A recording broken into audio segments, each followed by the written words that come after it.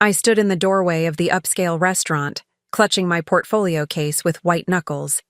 The investment statement inside represented everything I'd built over 5 years, $850,000 in assets that they said I'd never accumulate.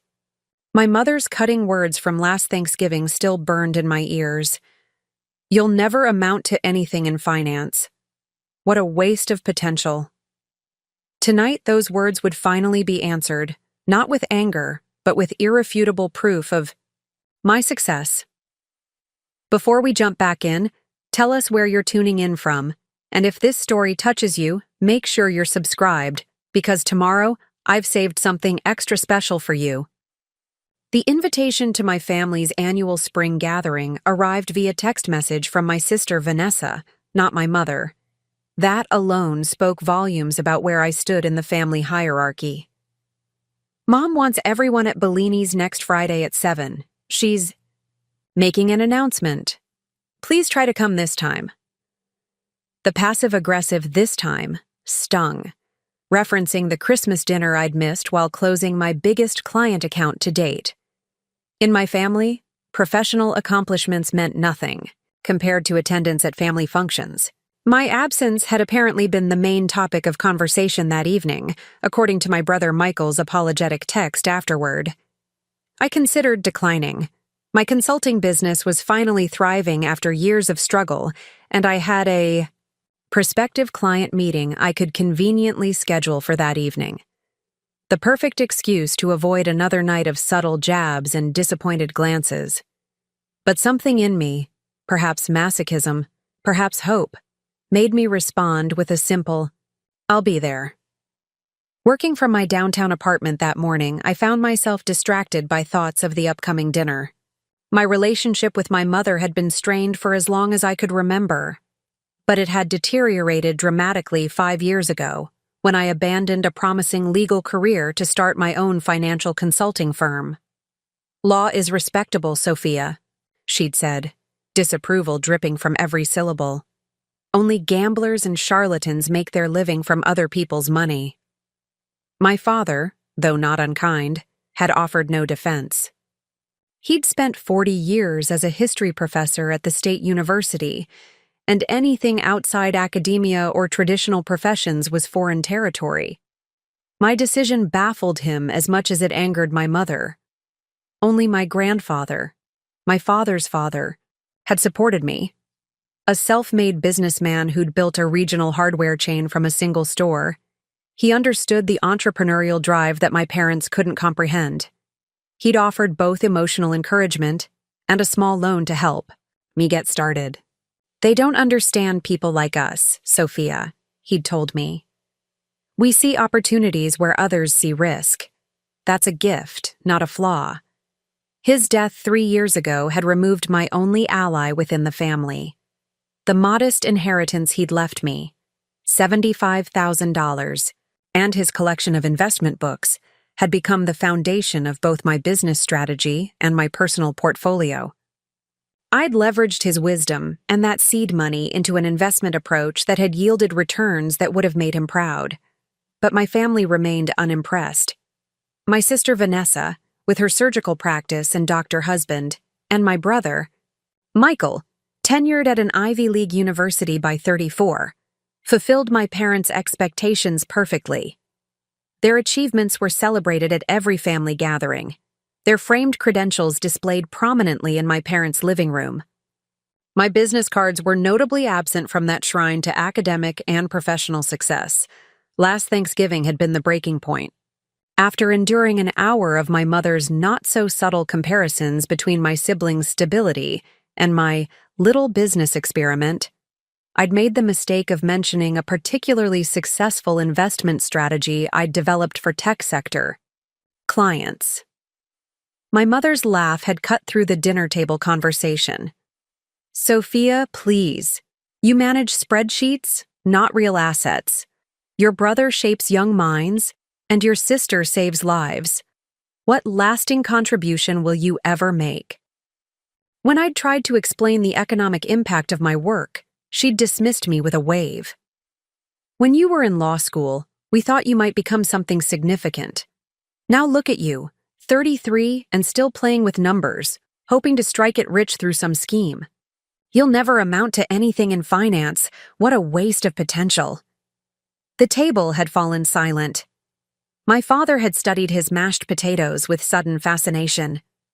Vanessa had at least had the grace to look uncomfortable, while Michael had tried to change the subject, but the damage was done.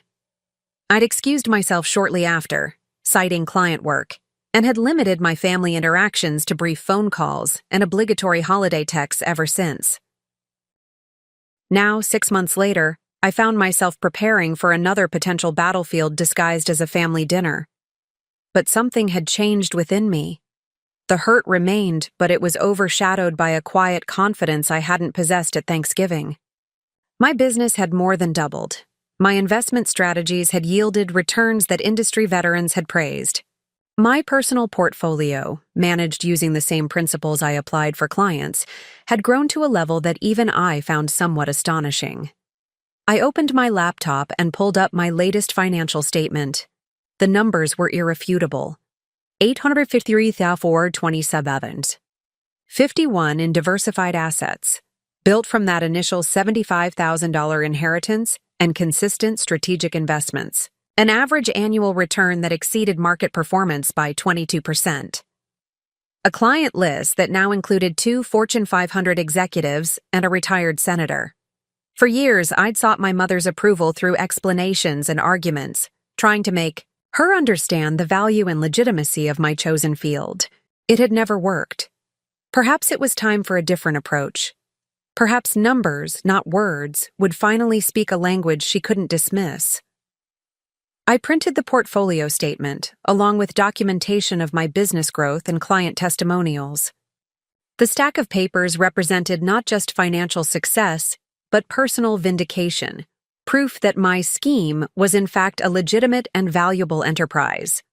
I placed them in a professional portfolio case, the kind I used for client presentations, and set it aside for the evening ahead. As I dressed for dinner, selecting a charcoal gray suit that projected the understated competence I cultivated with clients, I rehearsed potential scenarios in my mind. I wouldn't volunteer the information unprompted. That would appear defensive. But if the usual criticisms began, I would be prepared with concrete evidence rather than emotional pleas for understanding. The drive to Bellini's, an Italian restaurant my mother favored for family occasions, gave me time to center myself. I reminded myself that I hadn't chosen my career for my parents' approval. I'd chosen it because it aligned with my strengths and passions, because it allowed me to help others build financial security while achieving my own, because it gave me the independence and intellectual challenge I craved. Whatever happened tonight, those truths wouldn't change. My success wasn't defined by my mother's recognition of it. Yet, as I parked in the restaurant lot and checked my reflection in the rearview mirror, I couldn't deny the lingering hope that tonight might somehow bridge the chasm between us, that the evidence in my portfolio might accomplish what years of explanations had failed to achieve. I took a deep breath, grabbed the portfolio case from the passenger seat, and headed for the restaurant entrance. Whatever announcement my mother planned to make, whatever criticisms might come my way, I was prepared. Not just with documentation of my achievements, but with the quiet strength that comes from knowing your own worth, regardless of others' inability to see it. Bellini's interior glowed with warm lighting, crystal chandeliers reflecting in polished walnut tables.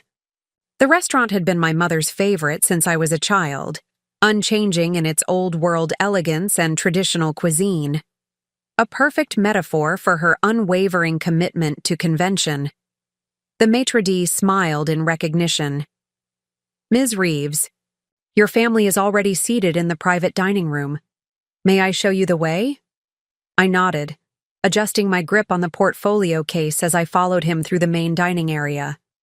My pulse quickened with each step, the familiar mixture of dread and hope I'd come to associate with family gatherings intensifying as we approached the partially closed door at the back of the restaurant. "Sophia!" My father rose as I entered, his smile genuine if cautious. At 65, he looked more fragile than I remembered, his academics' stoop more pronounced, his hair thinner. We were beginning to worry. "I'm exactly on time, Dad," I said, accepting his brief embrace. 7:00 as requested. "Which is 15 minutes late in your mother's calendar," he murmured, too softly for the others to hear. Around the table sat the usual assembly, my mother at the head, imperious in a navy blue dress and pearls, Vanessa and her husband Robert, to her right, both looking polished and professional even after workdays at their respective medical practices. Michael across from them, alone tonight without his wife Clara, who was likely home with their infant daughter, and 2 empty chairs, one for me and one for my Aunt Patricia, my mother's younger sister, who was running characteristically late. "Sophia." My mother acknowledged me with a nod, her eyes dropping briefly to the portfolio case before returning to my face. "I see you managed to fit us into your schedule." "Hello, Mother. It's good to see you too." I kept my voice neutral as I took the empty seat beside Michael, placing the portfolio case on the floor next to me. "Work accoutrement at a family dinner?" She raised an eyebrow. "Surely your clients can survive one evening without you." Before I could respond, Michael intervened with practiced diplomacy. "How is the business going, Soph? You mentioned expanding your office space when we spoke last month." I smiled gratefully at him. Despite his traditional career path, Michael had never condescended to me about my choices. "The expansion is complete. 2 additional offices and a proper conference room now. I've hired an associate and a full-time assistant." "Playing landlord now, are we?" my mother commented. "I suppose that's slightly more concrete than pushing electronic money around." Vanessa winced. "Mother, can we at least order before starting this?" "Starting what?" My mother's tone was all innocence. "I'm simply taking an interest in Sophia's endeavors."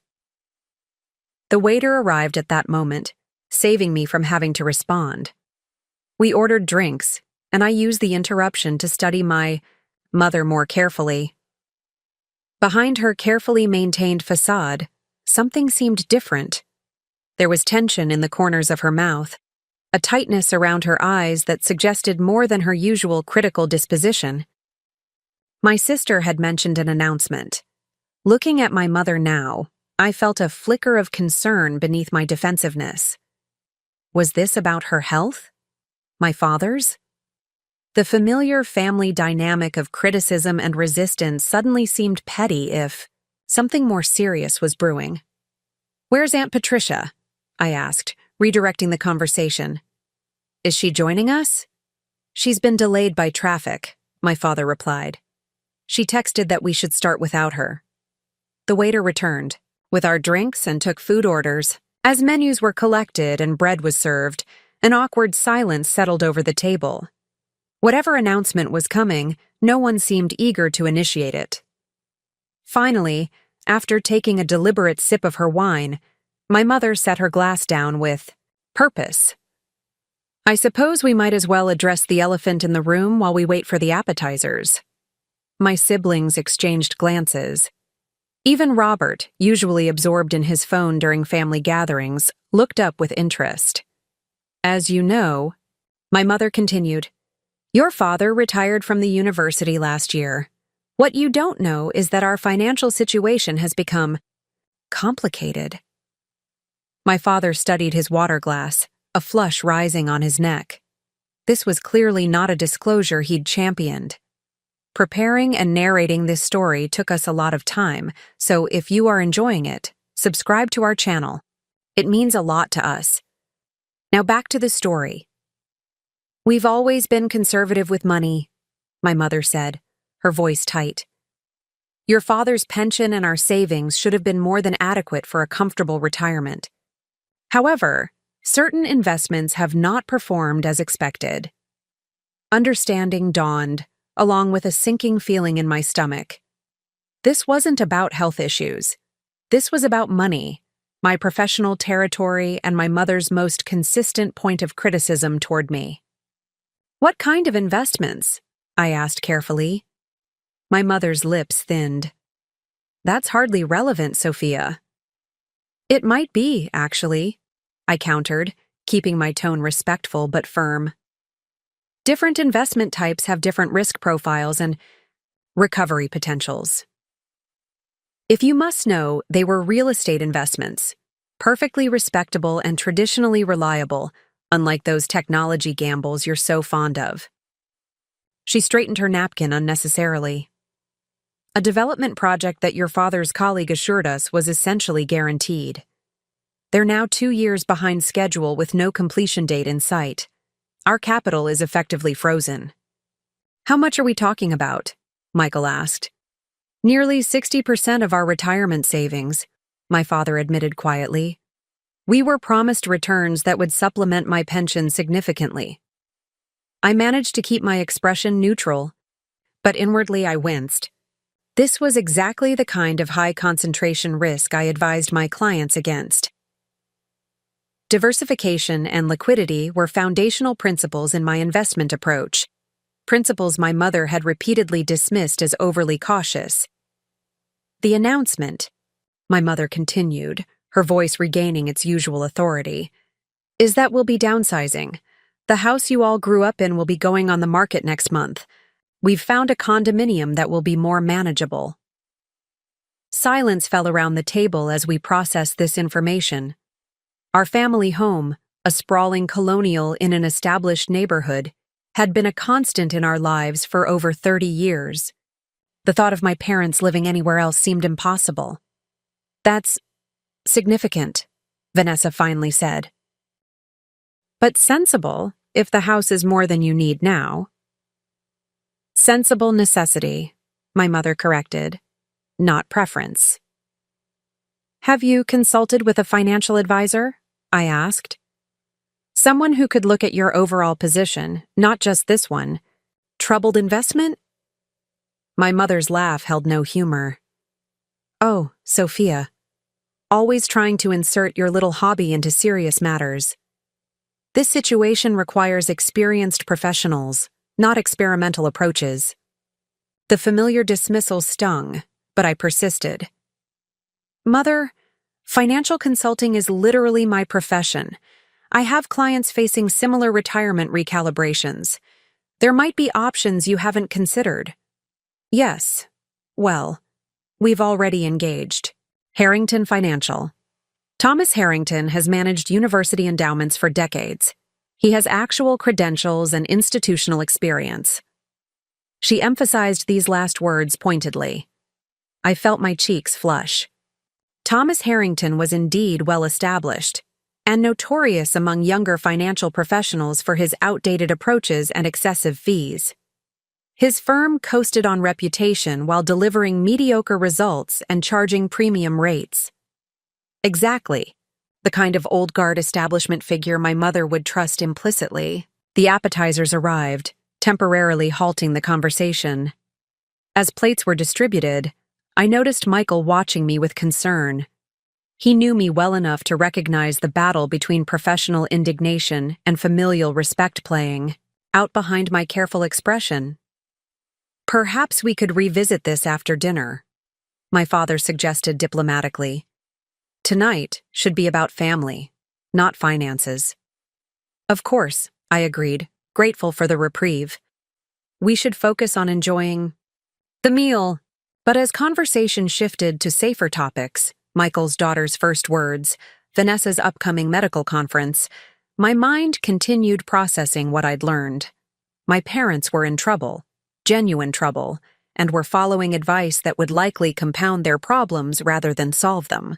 The portfolio case beside my chair, brought to defend my career against criticism, now represented something entirely different. Potential help I could offer, if only they would accept it. When Aunt Patricia finally arrived, flustered and apologetic, the dynamic shifted again.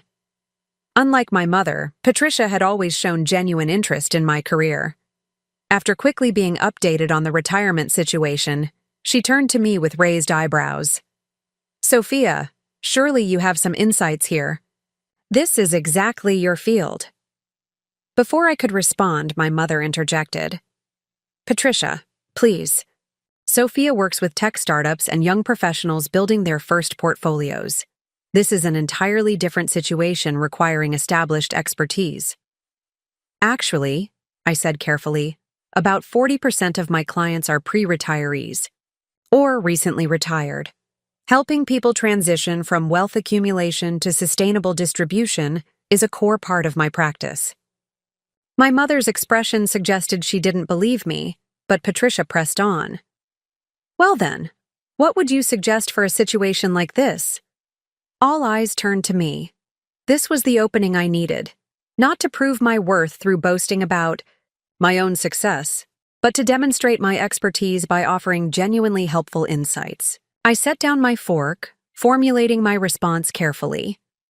The portfolio case waited by my side, its contents suddenly seeming both more relevant and less important than they had an hour ago.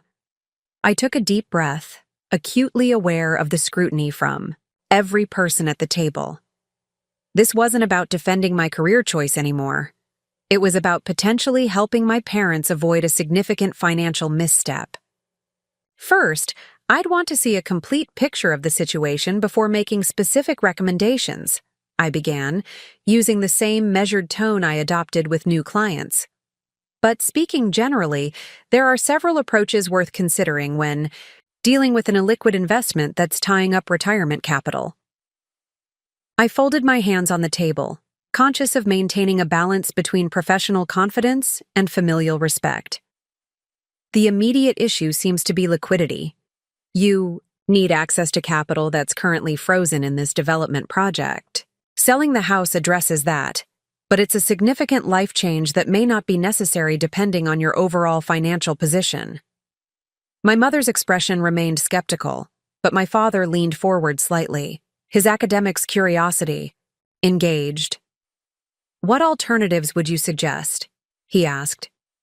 Without seeing your complete financial picture, I can only speak in general terms, I cautioned. But typically, I'd examine several options. Restructuring existing liquid investments to generate more income, exploring a securities-backed line of credit against any investment portfolio you maintain, investigating whether the real estate investment itself can be sold on the secondary market, possibly at a discount, but better than leaving it inaccessible indefinitely, or determining if there are legal remedies if misrepresentation was involved in the initial investment presentation. My brother Michael nodded thoughtfully. Those sound like reasonable approaches. They sound like generalities, my mother countered, though with less dismissiveness than I expected. Thomas has already reviewed our situation comprehensively. What specific strategy has he recommended? I asked, genuinely curious. The house sale, of course, she replied, and consolidating our remaining investments into his firm's proprietary managed funds. I couldn't quite suppress my wince. And what are the management fees on those funds? I believe it's an annual fee of 2%, plus some performance incentives, my father said. Thomas assures us it's standard for the level of service. It took considerable effort not to react visibly. 2% plus performance fees would erode their already compromised retirement savings at an alarming rate. For comparison, most of my clients paid less than 1% all-inclusive, and I considered that the upper ethical limit for retirement accounts. I see, I said carefully. And has he provided projections showing how those fees impact your long-term financial sustainability? My mother's eyes narrowed. You're suggesting Thomas isn't being forthright? I'm suggesting that all fees should be transparent and justified by value delivered, I clarified. A 2% annual fee on a retirement portfolio is significantly above current industry standards, especially when combined with performance fees. Patricia set down her wine glass with a decisive clink. This is exactly why I asked for Sophia's perspective. You're getting valuable professional insights for free, Eleanor. Perhaps you should listen. My mother's lips pressed into a thin line, but before she could respond, our entrees arrived. The timing allowed a natural pause in the increasingly tense conversation. As we began eating, I noticed my father watching me with a thoughtful expression, I couldn't quite interpret. After a few minutes of more general conversation about the food, he spoke. Sophia, I've realized I've never actually asked you about the specific services you provide for your clients. Would you mind telling us a bit more about your practice? The question surprised me, not because it was unusual, but because it represented the first genuine interest my father had shown in the details of my work since I'd left law school. Always supportive in a passive way, he had nevertheless followed my mother's lead in treating my career as a temporary deviation from a more respectable path.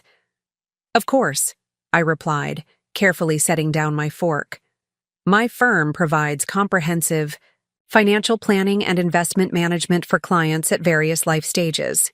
I specialize in creating personalized strategies that balance growth, security, and tax efficiency based on each client's specific goals and risk tolerance. And these clients trust you with their money? My mother's question could have been antagonistic, but her tone suggested actual curiosity beneath the skepticism.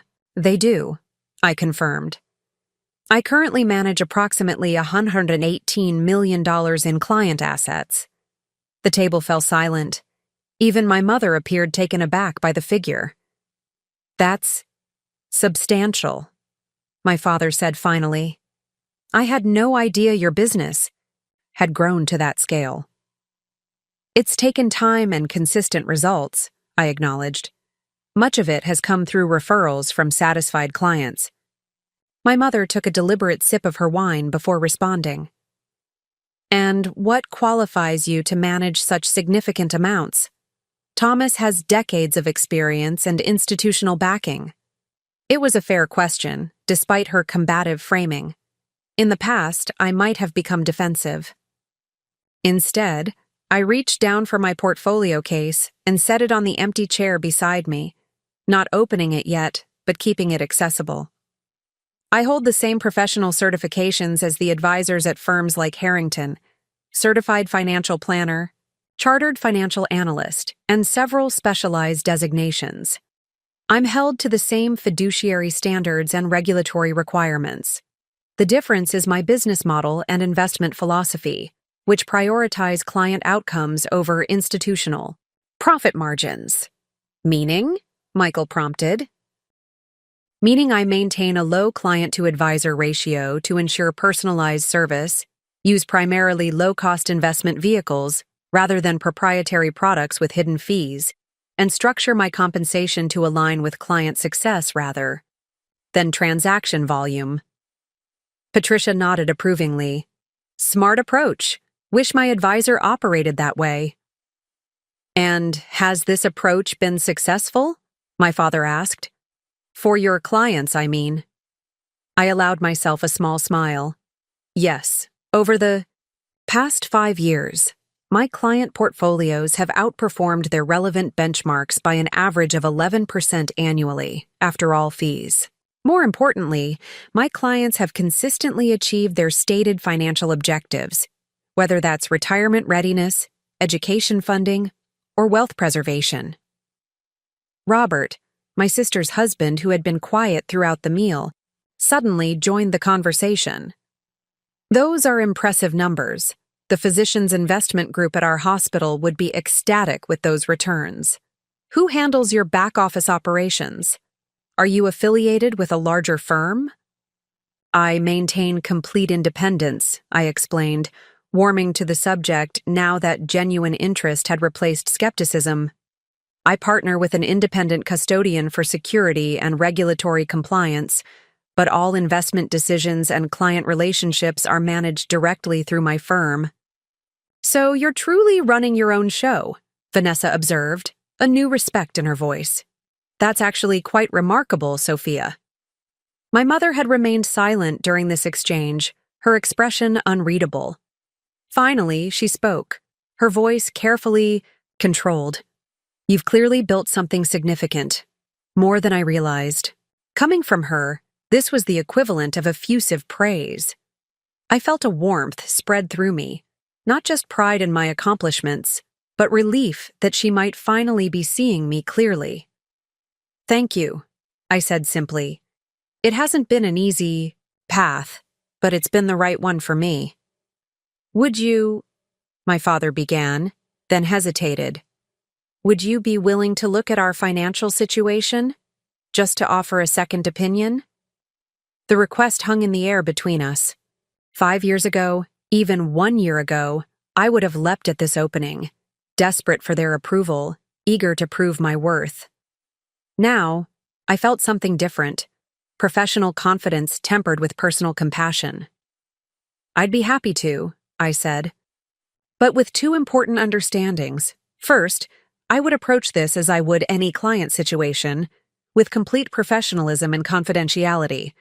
Second, I would provide my assessment honestly, even if my recommendations differ from what you're currently being advised. My father nodded immediately. That seems more than fair. My mother's agreement came more slowly, but it did come. I suppose a second perspective couldn't hurt, though I want to be clear that we've already committed to certain steps. I understand, I assured her. My role would simply be to provide information and options based on best practices and your specific circumstances. As the dinner continued, the conversation shifted to lighter topics, but a fundamental change had occurred. The portfolio case beside me, brought to defend my own success, remained unopened. It wasn't necessary now. My expertise, demonstrated through measured explanation rather than defensive displays, had made a more compelling case than any statement of personal assets could have achieved. When dessert arrived, Aunt Patricia raised her glass in an impromptu toast. To new understandings and second opinions, and to Sophia, whose quiet determination has clearly paid off. Everyone raised their glasses, even my mother, though her smile remained reserved. For the first time in years, I felt seen by my family. Not as a disappointment or a curiosity, but as a competent professional with valuable expertise to offer. As we prepared to leave the restaurant later that evening, my father pulled me aside while my mother settled the bill. I want you to know something, he said, his voice low and earnest. I've always been proud of you, Sophia. Your courage to forge your own path, even when it wasn't understood or appreciated. I should have said that years ago. His words touched something deep within me. Thank you, Dad. That means more than you know. Your mother struggles with anything outside her experience, he continued. But seeing you tonight, confident, knowledgeable, successful on your own terms, I think she's finally beginning to understand what you've built. He glanced at the portfolio case I still carried. Whatever's in there, whatever you brought, to show us.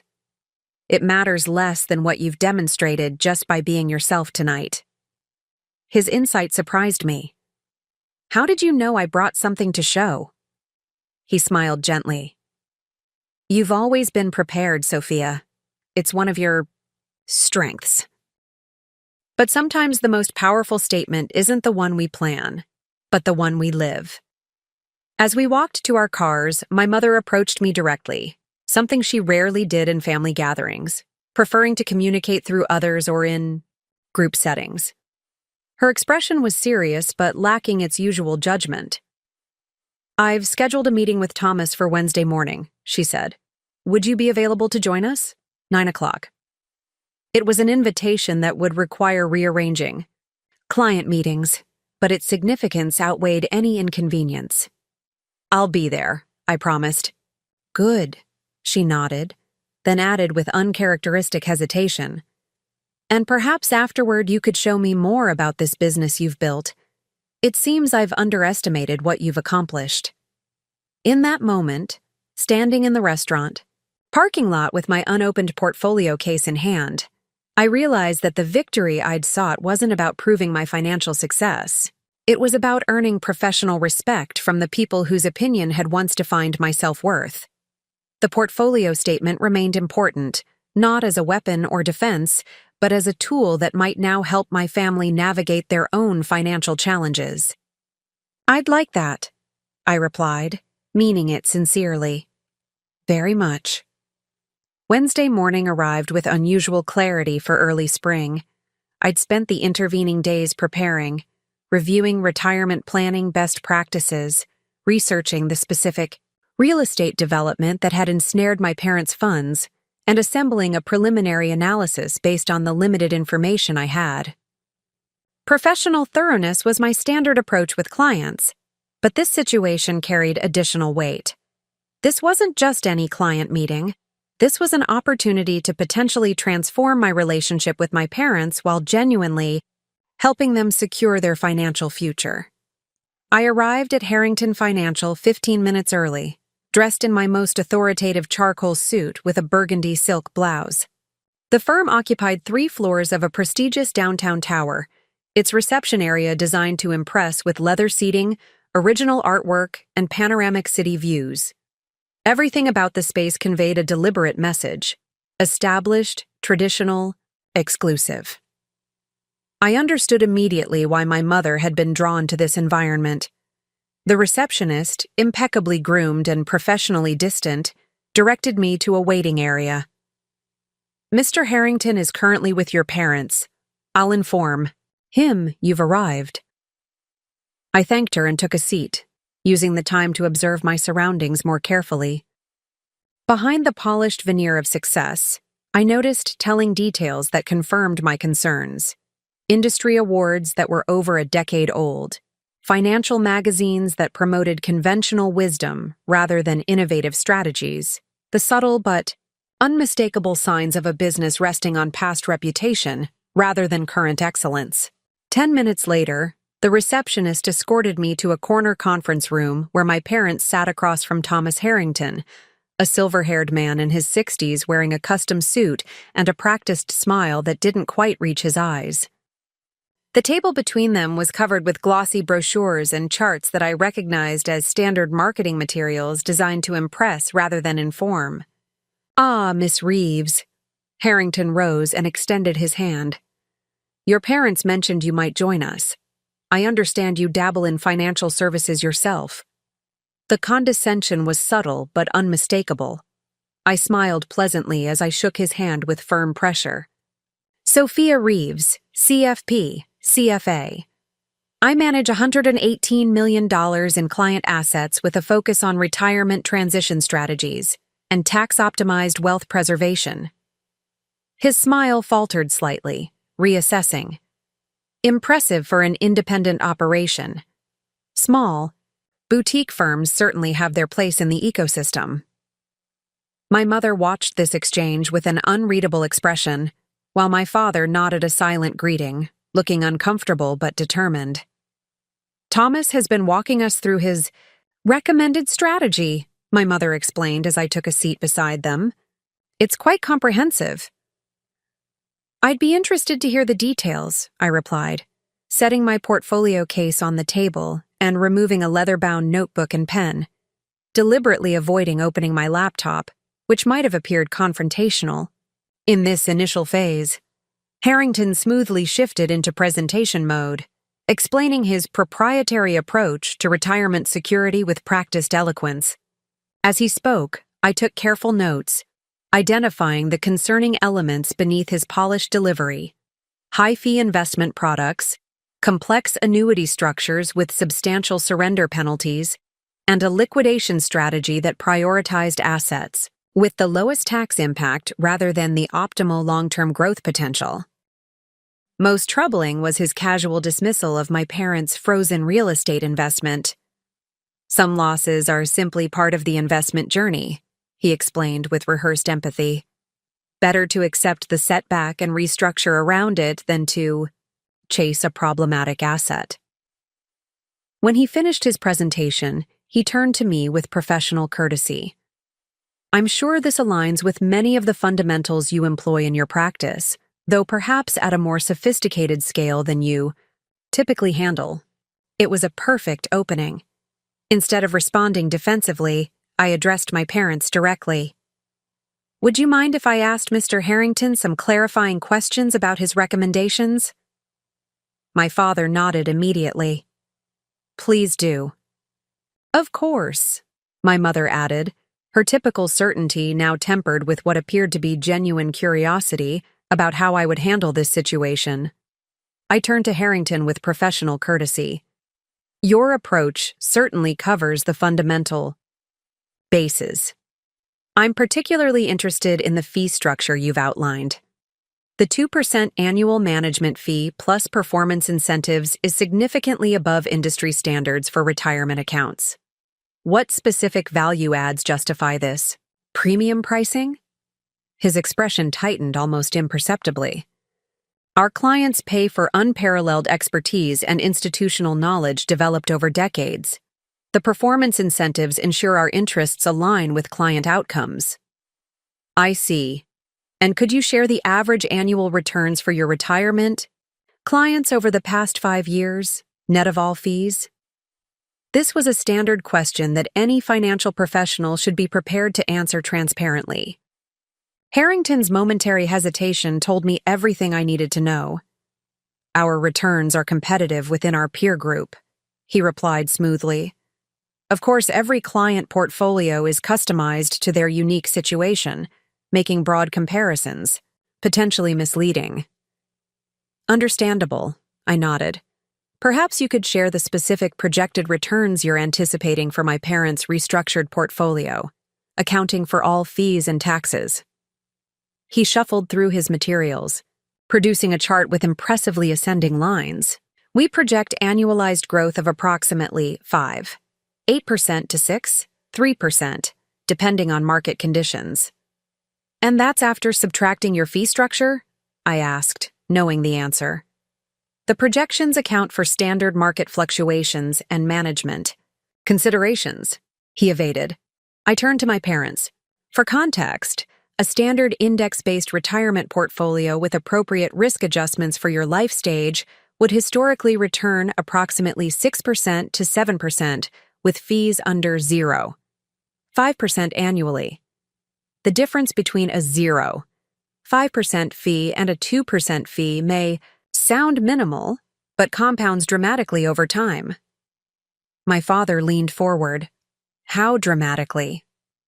In a simplified example, $500,000 growing at 7% annually for 20 years becomes approximately $9 million with a 5% fee, but only $1. $5 million with a 2% fee. That's $400,000 in lost retirement funds, nearly the equivalent of your original investment. My mother's expression shifted from skepticism to concern. Is that accurate, Thomas?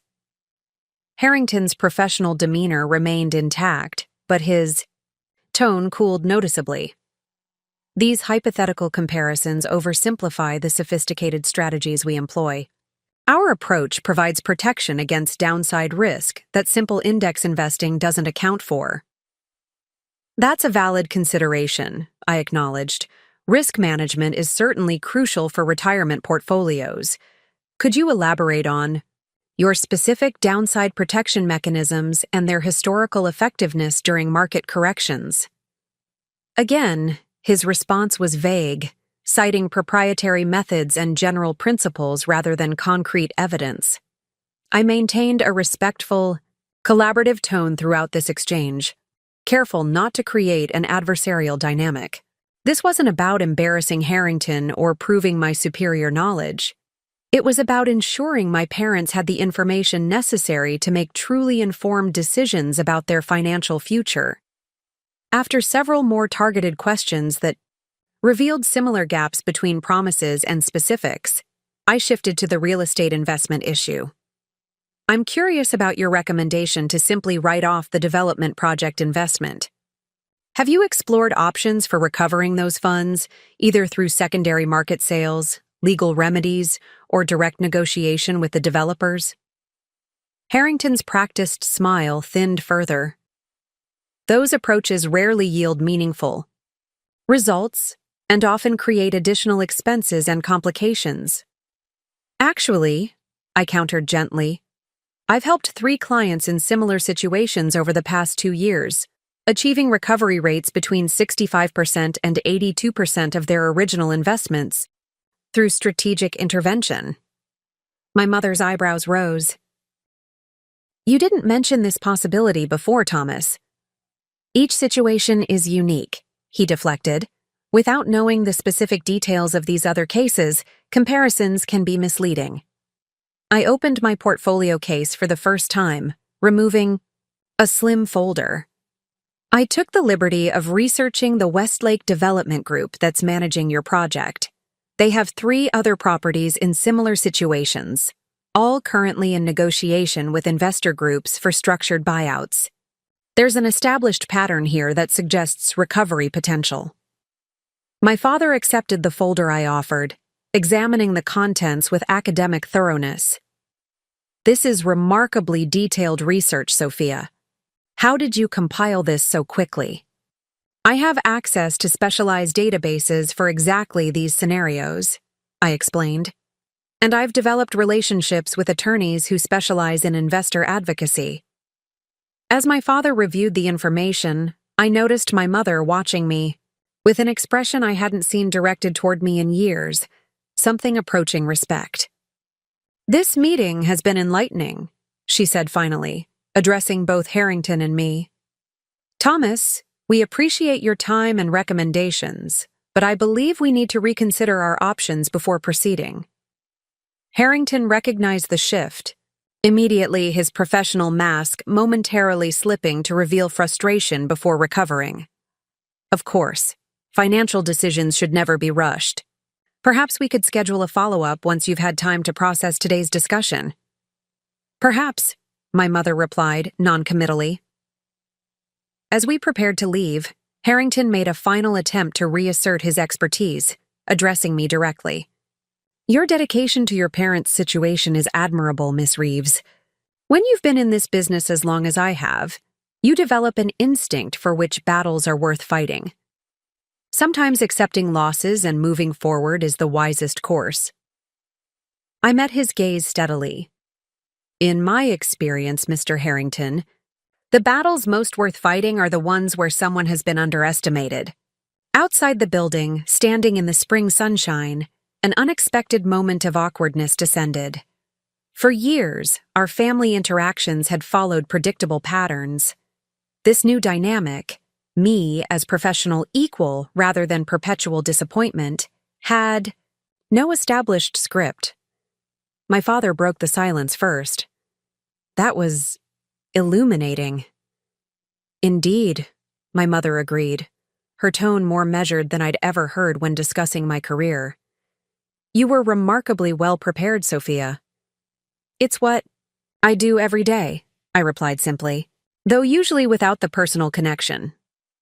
That folder you brought, my father said, tapping the research I'd provided. You put this together just for us, didn't you? In less than 48 hours. I nodded. It's the same level of diligence I apply for all my clients. The difference is that most clients come to me specifically seeking this expertise. My mother adjusted her scarf, a gesture I recognized as her way of processing unexpected information. You mentioned having helped other clients recover funds from stalled developments. Is that truly possible in our situation? It would require investigation and likely some legal assistance, but yes, I believe it's possible, I confirmed. At minimum, you should understand all your options before accepting a total loss. She nodded slowly. And what would you charge for handling something like this? The question revealed how much remained unresolved between us. Even now, she assumed my primary motivation would be financial gain rather than genuine desire to help. Nothing, I said firmly. You're my parents. I would never charge family for my professional assistance. A complex emotion crossed her face. Perhaps shame at having asked, perhaps surprise at my response. That hardly seems fair to you. This would clearly require significant effort. It would, I acknowledged. But some things matter more than billable hours. Your financial security is one of them. My father placed a hand on my shoulder, a rare gesture of physical affection from him. We've underestimated you, Sophia. For years, I'm afraid. The simple acknowledgement, spoken without qualification or defense, loosened something that had been tight within me for as long as I could remember. Not just in the 5 years since I'd changed career paths, but throughout my life as the daughter, who never quite fit the family's expectations. Perhaps, my mother added unexpectedly, we've been measuring success by the wrong metrics all along. Coming from her, the arbiter of conventional achievement in our family, this statement represented a seismic shift.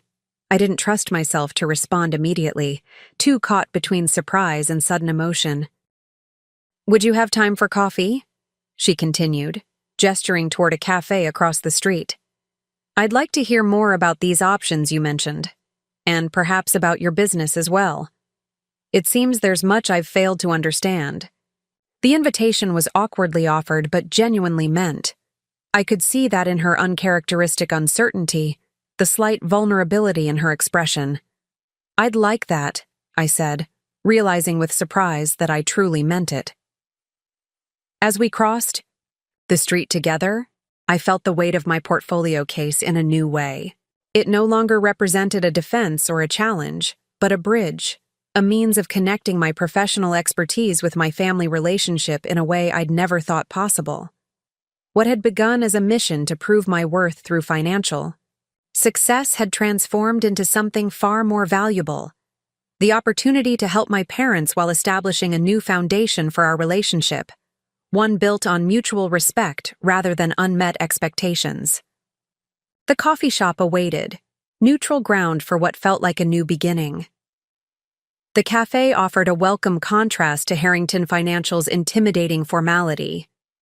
Sunlight streamed through large windows, illuminating exposed brick walls and wooden tables.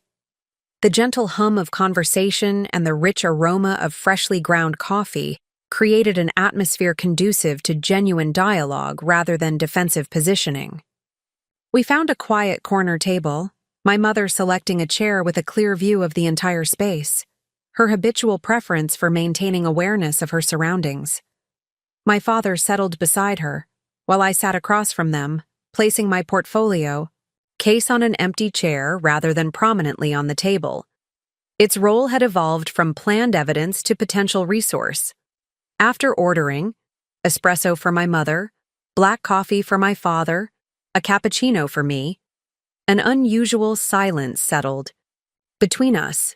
For perhaps the first time in my adult life, our familiar family script had been disrupted, leaving all three of us without predetermined roles to play. "That meeting was not what I expected," my mother finally said, her fingers lightly tracing the rim of her espresso cup. "Thomas came highly recommended by several university trustees." "I'm sure he did," I replied carefully. "His approach is very appealing to traditional institutions. It's familiar and reassuring, especially to those who established their careers before the significant changes in financial services over the past 15 years. "You're saying we're outdated," my mother observed, though without her usual defensiveness. "Not at all," I corrected. "I'm saying the financial industry has evolved dramatically, but many established professionals have a vested interest in maintaining traditional approaches that are more profitable for them than for their clients." My father leaned forward. "How exactly did you build your business, Sophia? We know so little about your professional journey." The genuine interest in his question touched me. For years, conversations about my career had been perfunctory at best, confrontational at worst. Never had either parent asked about the actual development of my practice with sincere curiosity. "It wasn't a straight path," I admitted. "After leaving law school, I initially took a position with Lambert Wealth Management, a traditional firm not unlike Harrington. I spent 2 years there, earned my certifications, and learned the business from the inside." "I remember," my mother nodded.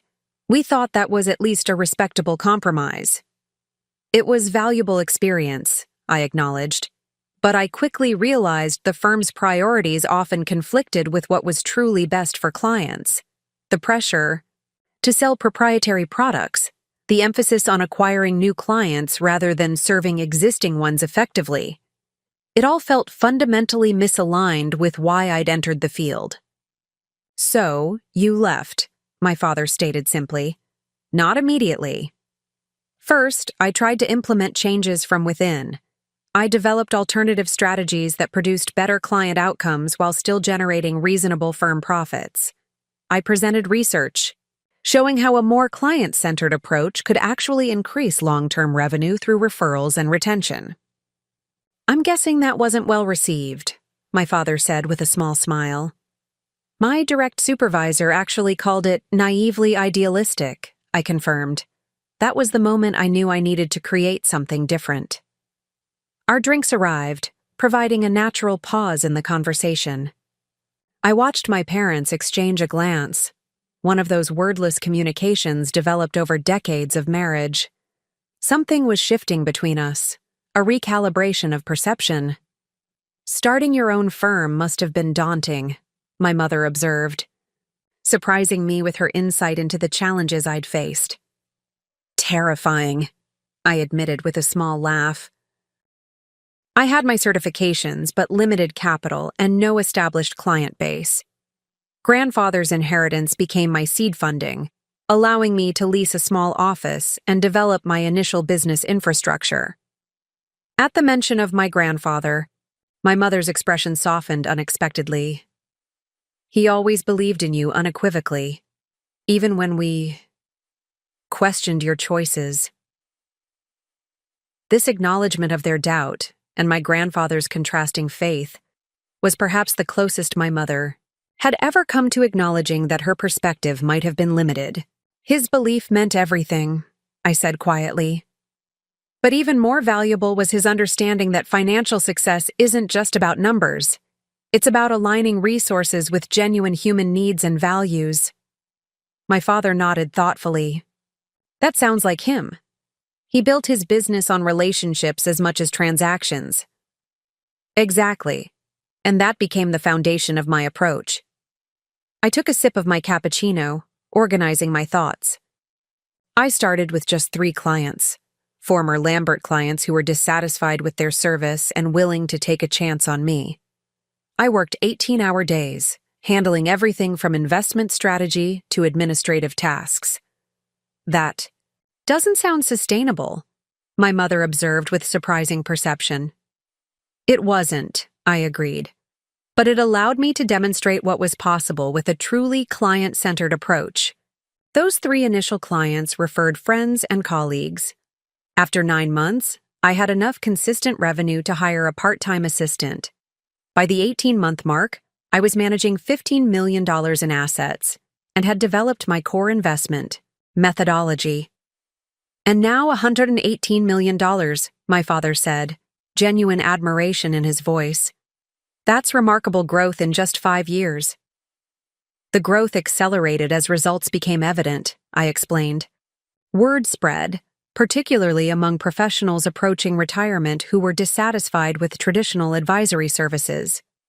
They appreciated my transparency, fee structure, and willingness to coordinate with their other advisors rather than trying to control everything. My mother, who had been listening intently, asked a question that revealed how carefully she'd been paying attention during the Harrington meeting. "You mentioned a much lower fee structure than Thomas proposed. How do you maintain profitability with those reduced rates?" It was exactly the kind of practical business question that showed she was finally seeing my work as a legitimate enterprise, rather than a misguided experiment. "Operational efficiency and technology integration," I explained. "Traditional firms are burdened with bloated administrative structures and outdated systems. By building a streamlined practice from the ground up, I can deliver superior service at lower cost. Additionally, I don't maintain expensive showcase offices or spend excessively on marketing. Most of my new clients come through referrals." "And your investment approach?" my father inquired. "You mentioned index funds earlier, but surely there's more to your strategy." "Core and satellite," I explained, slipping comfortably into the professional expertise I rarely got to share with family. "The foundation is low-cost, broadly diversified index funds providing market exposure across multiple asset classes." Around that core, I add strategic positions based on valuation metrics, macroeconomic trends, and client-specific objectives, all while maintaining strict risk parameters. As I spoke, I noticed something unexpected in my mother's expression. Not just comprehension, but recognition. That sounds similar to what Richard practiced in his personal investments, she said thoughtfully, referring to my grandfather by name. He was always skeptical of what he called financial showmanship. He influenced my approach significantly, I acknowledged, touched that she had made the connection. He understood that financial success comes from disciplined strategy and patience, not dramatic maneuvers or exclusive access. Is that what you discuss with your clients? My father asked. This philosophy of measured growth rather than spectacular returns? Absolutely.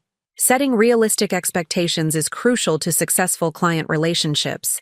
I focus on helping people understand what's genuinely achievable and necessary for their specific situation, rather than chasing arbitrary performance benchmarks that often lead to excessive risk-taking.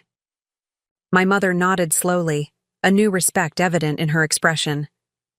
And this approach, could it help with our situation, realistically? The directness of her question, free from skepticism or challenge, marked a profound shift in our dynamic. For the first time, she was approaching me as a professional whose expertise might have genuine value for her own circumstances. Yes, I said confidently. Based on what I've learned so far, I believe we can develop a strategy that addresses both the immediate liquidity needs and long-term sustainability of your retirement plan. It would require some difficult decisions, but not necessarily selling your home if that's not what you truly want. What would you need from us to develop this strategy? My father asked. Complete financial transparency, I replied honestly. I would need to see everything: account statements, tax returns, insurance policies, property deeds, the full documentation on the troubled real estate investment. Only with comprehensive information can I create a truly effective plan. My mother hesitated, decades of privacy instincts visibly conflicting with the practical need for assistance. That level of disclosure feels uncomfortable. I understand, I assured her. Financial privacy is deeply ingrained, especially in your generation. But think of it like medical treatment. A doctor can't provide effective care without a complete understanding of your health history and current symptoms. My father reached over to cover my mother's hand with his own. Eleanor, I think we need to trust Sophia with this. She's demonstrated expertise we clearly need, and she's family. Her interests are aligned with ours in a way no outside advisors could be. The silent communication passed between them again, a marriage-long conversation conducted entirely through subtle expressions and small gestures. Finally, my mother nodded. Very well, she said with characteristic decisiveness once her mind was made up. When can we begin? I have client meetings for the remainder of today, I explained, but I could come to the house tomorrow afternoon. We could start gathering documentation and discussing priorities. Tomorrow, then, my father confirmed. 3:00? As we finished our coffee and prepared to leave, my mother asked one final question, one that revealed how significantly our interaction had shifted. The portfolio case, she said, nodding toward it. You brought it to the dinner last week and to Harrington's office today, but you've barely referenced it. What's inside that you considered so important to have? With you? I smiled, recognizing the perfect closing to our conversation. Originally, it contained documentation of my personal financial success, portfolio statements, growth metrics, client statistics. I brought it to the dinner thinking I might need to defend my career choice with concrete evidence. And now? She prompted. Now I realize that true professional validation doesn't come from displaying achievements, but from applying expertise to help others. The case still contains those documents, but they've become far less important than what we've discussed today. My mother studied me for a long moment, her expression thoughtful. I've been measuring you against the wrong standards, haven't I? The question, rhetorical yet profound, hung in the air between us. Instead of answering directly, I responded with gentle honesty. We all use the measuring tools we know best. You valued security, prestige, and traditional definitions of success because they provided stability in your own life. I needed to find different parameters that aligned with my strengths and values. Well, she said, rising from her chair with characteristic poise, it seems your parameters have proven remarkably effective. Perhaps it's time I adjusted mine. As we walked together toward the parking area, I felt the weight of the portfolio, case in my hand, no longer a shield or weapon, but simply a professional tool among many. Its contents remained unchanged, but its significance had transformed completely. Tomorrow would bring practical challenges, untangling my parents' financial situation, developing viable recovery strategies, rebuilding retirement security.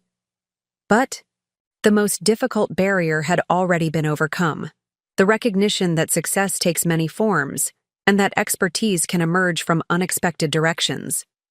In questioning Thomas Harrington's advice, I had proven my professional worth not through assertion but through demonstration.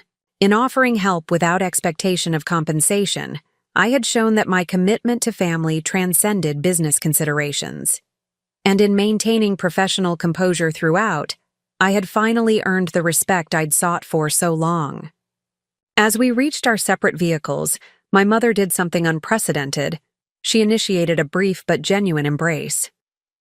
"Thank you, Sophia," she said simply, "for seeing what we couldn't." Driving away, I realized that the portfolio statement I'd brought to prove my worth had never been opened.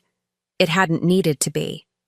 The true measure of professional success wasn't contained in account balances or performance metrics, but in the capacity to create meaningful impact through knowledge skillfully applied. The $850,000 in my personal portfolio remained significant, evidence of my investment principles effectively implemented. But far more valuable was the transformation of relationship that had begun in a high-end restaurant, continued in a corporate conference room, and culminated in a sunlit cafe where, for perhaps the first time, my mother had seen me clearly for who I had become rather than who she had expected me to be. The following afternoon, I arrived at my parents' house precisely at 3 o'clock, carrying my professional laptop and an expandable file organizer. The familiar two-story colonial looked exactly as it had throughout my childhood, meticulously. Maintained gardens, freshly painted trim, the brass knocker gleaming in the spring sunshine. For decades, this house had represented both home and a subtle source of judgment, the place where my life choices were invariably found wanting against the backdrop of family expectations. Today, I approached it differently, not as the perpetual disappointment returning to family territory, but as a financial professional arriving to provide specialized expertise. This shift in perspective transformed the familiar walk up the curved front path into something completely new. My father answered the door before I could knock, welcoming me with uncharacteristic enthusiasm. "Right on time," he nodded approvingly, stepping aside to let me enter. "We've been gathering documents since morning." The living room had been transformed into an impromptu workspace. The coffee table was covered with neatly stacked folders, each labeled in my mother's precise handwriting. Tax returns, investment statements, insurance policies, property records, all organized chronologically, color-coded by category. "Your mother's organizational skills are impressive," I observed, setting down my laptop case. "Always have been," my father agreed with affectionate pride. "She was the department administrator before becoming a professor. The history department ran like clockwork under her management." I hadn't known this detail about my mother's early career, a reminder of how much family history remained unexplored between us, despite decades of shared lives. Before I could comment further, my mother entered from the kitchen carrying a tray, with coffee, and her special lemon cookies that had marked important family occasions throughout my childhood. "I thought we might need sustenance," she explained, setting down the tray. "This looks to be substantial work." The gesture, seemingly small but deeply meaningful within our family context, touched me unexpectedly. These cookies had appeared at celebrations, academic achievements, life milestones. Their presence now signaled that my mother considered this professional consultation worthy of the tradition, a subtle but significant acknowledgement. "Thank you," I said simply, accepting both the coffee and the unspoken recognition. We settled. Around the coffee table, my laptop open and ready as I began to explain the process. Financial assessment requires both quantitative analysis, the raw numbers, and qualitative understanding of your goals, priorities, and comfort with various approaches. We'll need to cover both.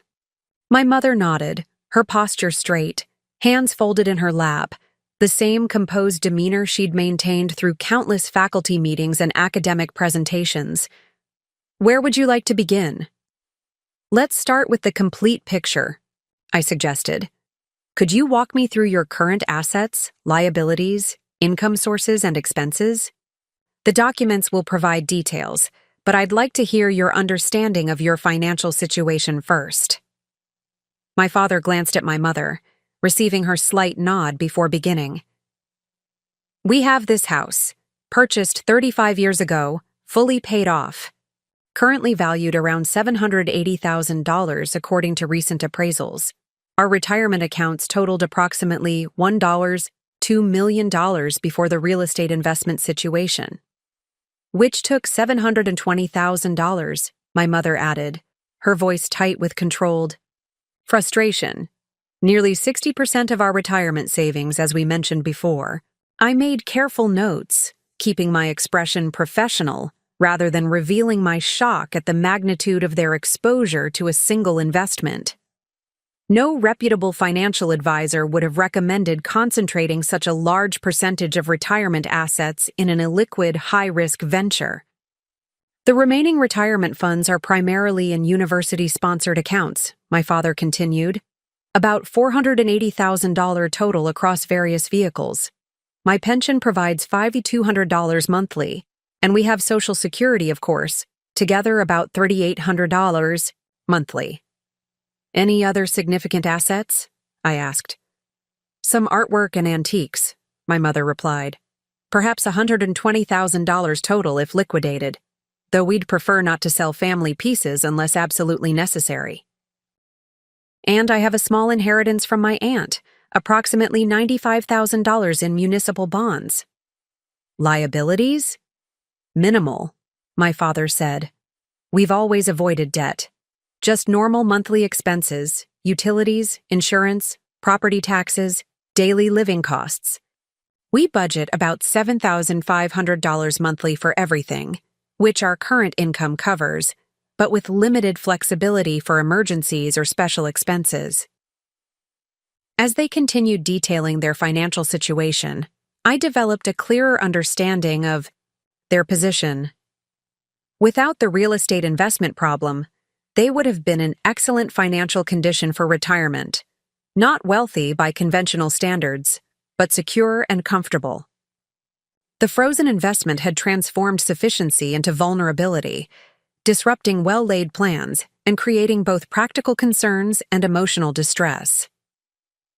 After documenting their verbal overview, I began examining the actual financial records, methodically working through statements and documents while asking targeted questions. My parents answered with increasing openness, revealing details they would likely never have shared before our conversation at the cafe. When I reached the folder containing the troubled real estate investment documentation, I slowed my pace, reviewing each page with heightened attention. What I found confirmed my suspicions, but also revealed potential recovery avenues. "This prospectus contains several concerning elements," I noted, highlighting specific sections. The projected returns were extraordinarily optimistic compared to industry standards for similar developments. The fee structures are unusually complex, with multiple layers of management compensation, and the developer disclosure section omits several required risk warnings. My father leaned forward, academic curiosity engaged. Are these legal issues or just aggressive marketing? Potentially both, I replied. These omissions and projections skirt the edge of securities violations. They're deliberately designed to present minimal risk while promising exceptional returns, precisely the combination that experienced investors should recognize as unrealistic. Are you suggesting we were naive? My mother's question contained a hint of her former defensiveness. Not at all, I assured her. These materials were professionally crafted to appeal specifically to sophisticated, educated individuals like yourselves. The developers understood that academic professionals value data and detailed projections, so they provided impressive-looking analytics without the contextual understanding needed to evaluate them properly. Targeted marketing, my father nodded, understanding dawning. Like academic publishers who know exactly which features will appeal to university libraries, justifying premium pricing. Exactly. They identified their audience and tailored their presentation accordingly. I turned to my mother. You mentioned Thomas Harrington dismissed recovery options. Based on what I'm seeing here, that dismissal was premature at best. My mother's expression sharpened with interest. What options do you see? Several promising avenues, I explained, shifting into solution mode. First, there's evidence here of potential securities violations that could support legal action. Second, this development is part of a larger portfolio where other properties are moving forward, suggesting selective fund allocation that might constitute breach of fiduciary duty. Third, there's an emerging secondary market for distressed development interests where we might recover 60–70% of principal rather than writing off the entire investment. As I outlined these possibilities, I noticed both parents becoming gradually more engaged, not just with the financial details, but with the strategic thinking behind them. They asked intelligent questions, demonstrated quick comprehension of complex concepts, and showed the same analytical abilities that had made them successful in their academic careers. You've identified more options in an hour than Thomas suggested in multiple meetings, my father observed. Different perspective and specialized experience, I explained. This particular type of situation happens to align with expertise I've developed working with several clients in similar circumstances. After nearly 3 hours of detailed analysis, I closed my laptop and organized my notes. I have enough information now to develop a comprehensive recovery strategy and revised retirement plan. Would you be comfortable with me taking these documents to review more thoroughly at my office? Of course, my mother agreed without hesitation, a remarkable shift from her initial reluctance to share financial details. When might we expect your assessment? I'll need about a week to complete the full analysis and develop specific recommendations. But I can share some preliminary observations now if you'd like. They exchanged glances, then my father nodded. Please do. First, your overall financial foundation remains strong despite this setback. The house, pension, Social Security, and remaining retirement assets provide essential security. Second, there are viable paths to recovering a significant portion of the troubled investment, not immediately, but likely within 12–24 months. Third, even in a worst-case scenario where no recovery occurs, you could maintain your current lifestyle without selling the house by implementing strategic adjustments to your existing portfolio and spending patterns. The relief on both their faces was palpable. My mother, always more guarded with her emotions, nevertheless showed visible easing of the tension she'd carried throughout our discussion. That's considerably more optimistic than what we've been led to believe, she said carefully. It's realistic, not optimistic, I clarified. Based on verifiable figures and established recovery methods, not wishful thinking. There will be challenges and compromises required, but your situation is far from dire. As I packed up my materials, my father helped gather the documents I'd be taking, while my mother disappeared briefly into the kitchen. When she returned, she carried a small photo album I'd never seen before. "Before you go," she said, an unusual hesitancy in her voice, "there's something I'd like to show you." She opened the album to reveal newspaper clippings, certificates, and photographs, all related to my grandfather's business career. "Your grandfather kept these. After he passed, they came to me as executor of his estate. I should have shared them with you years ago." I accepted the album, surprised by its existence and my mother's decision to share it now. The yellowed clippings documented my grandfather's business journey, from opening his first hardware store to expanding regionally, weathering economic downturns, and eventually creating a successful chain that supported dozens of families through employment. "He was so proud of you," my mother said softly, indicating a photo in the corner. My grandfather and me at my college graduation, his arm around my shoulders, both of us beaming. "He told me once that you had his business instincts, but much more brains to apply them. He saw something in you that I couldn't or wouldn't recognize." The admission, perhaps the most personal my mother had ever offered, created a lump in my throat that made immediate response impossible. I turned the pages slowly, absorbing this previously unknown connection between my grandfather and myself, preserved in fading newsprint and careful annotations in his distinctive handwriting. He believed entrepreneurship was as valuable as academia, my father added. We never fully appreciated that perspective. "Why are you showing me this now?" I finally asked. My mother's answer was characteristically direct. "Because I was wrong. About your career choice. About what constitutes meaningful work. About measuring success through conventional credentials rather than actual impact. Seeing you today, how thoroughly you understand this complex financial landscape, how clearly you communicate difficult concepts, how confidently you navigate challenging situations, I finally recognize what your grandfather saw years ago." Coming from my perpetually critical mother, this acknowledgement represented a seismic shift in our relationship. Not just acceptance, but genuine recognition of professional value on my own terms rather than hers. "Thank you," I said simply, knowing that elaborate response would only create mutual discomfort. "This means a great deal to me." As I prepared to leave, portfolio case in one hand and the precious album in the other, my father walked me to the door. "Your grandfather would be extraordinarily proud of how you've handled this situation," he said quietly. "Not just the financial expertise, but the grace with which you've offered it, despite years of underappreciation." The diplomatic phrasing made me smile. "Family relationships are complicated," I acknowledged, "but they can evolve when we allow ourselves to see each other clearly." Driving away from my childhood home, I felt a profound shift in my perception. The house that had represented judgment and inadequacy now seemed simply a place where three people with different values and perspectives had tried, imperfectly but genuinely, to understand each other across generational and philosophical divides. The portfolio case beside me contained the documentation of my financial success, the evidence I'd originally gathered to demand respect.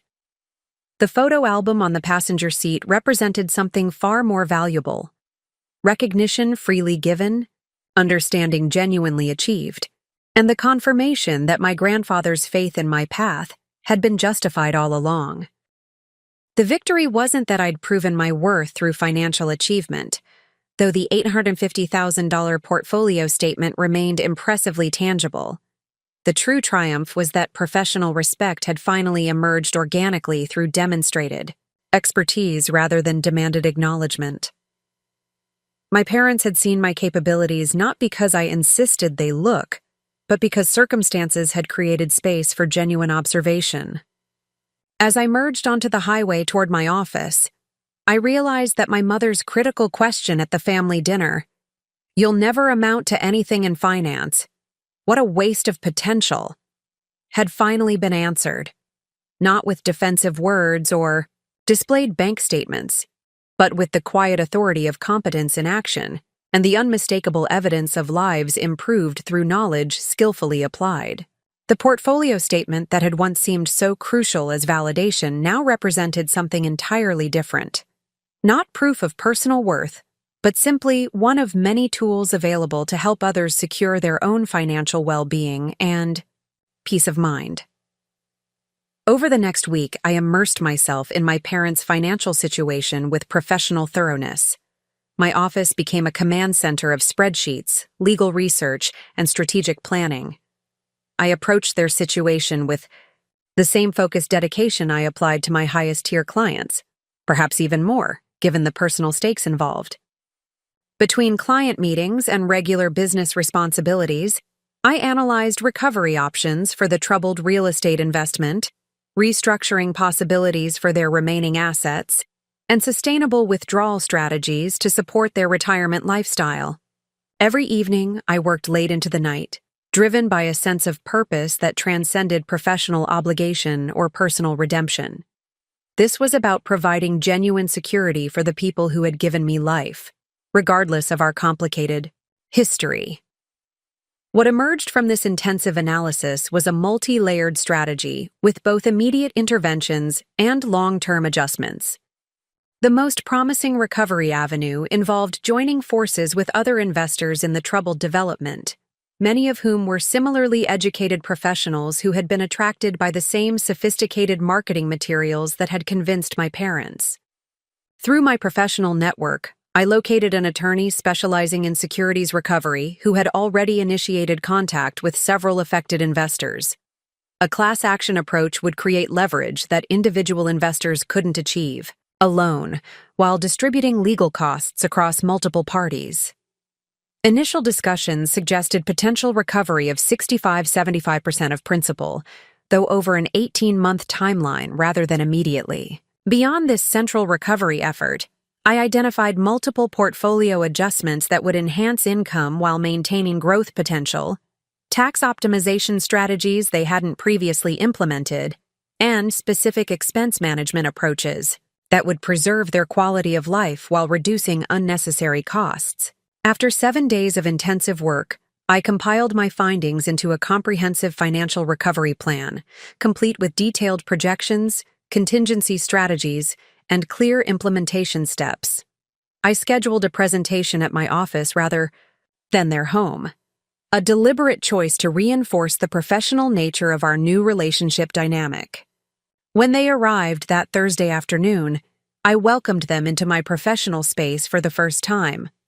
My office occupied the corner suite of a modern building in the financial district, not ostentatious, but unmistakably successful, with clean lines, professional artwork, and the subtle technology integration that characterized my business approach. "This is impressive, Sophia," my father commented, looking around with genuine interest.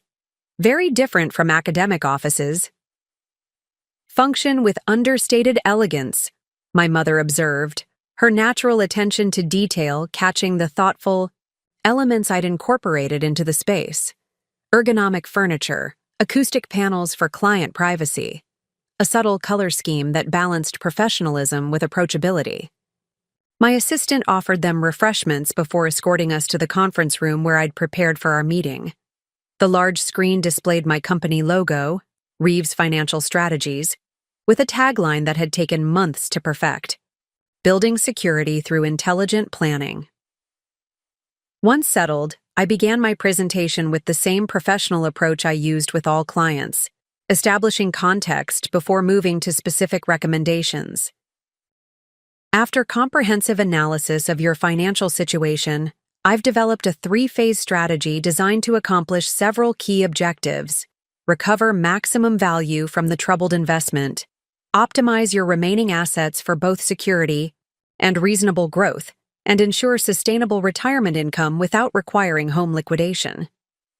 As I moved through the presentation, I noticed both parents becoming increasingly engaged, not just with the content, but with my professional delivery.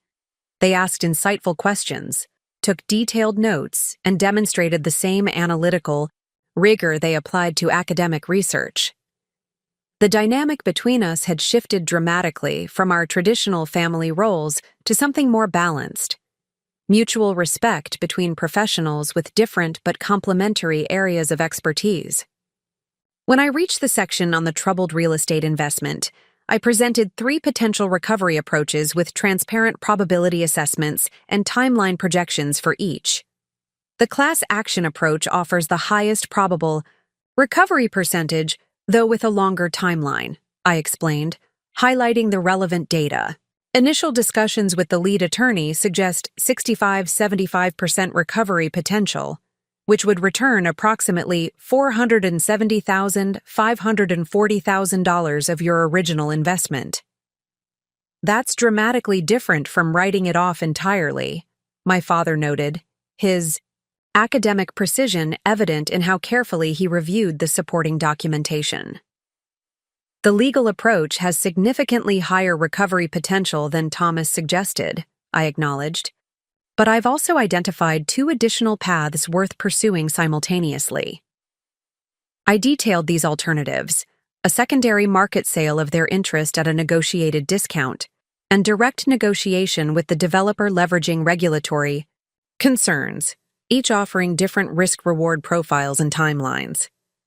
By pursuing all 3 approaches in parallel, we maximize both recovery probability and potential percentage, I concluded.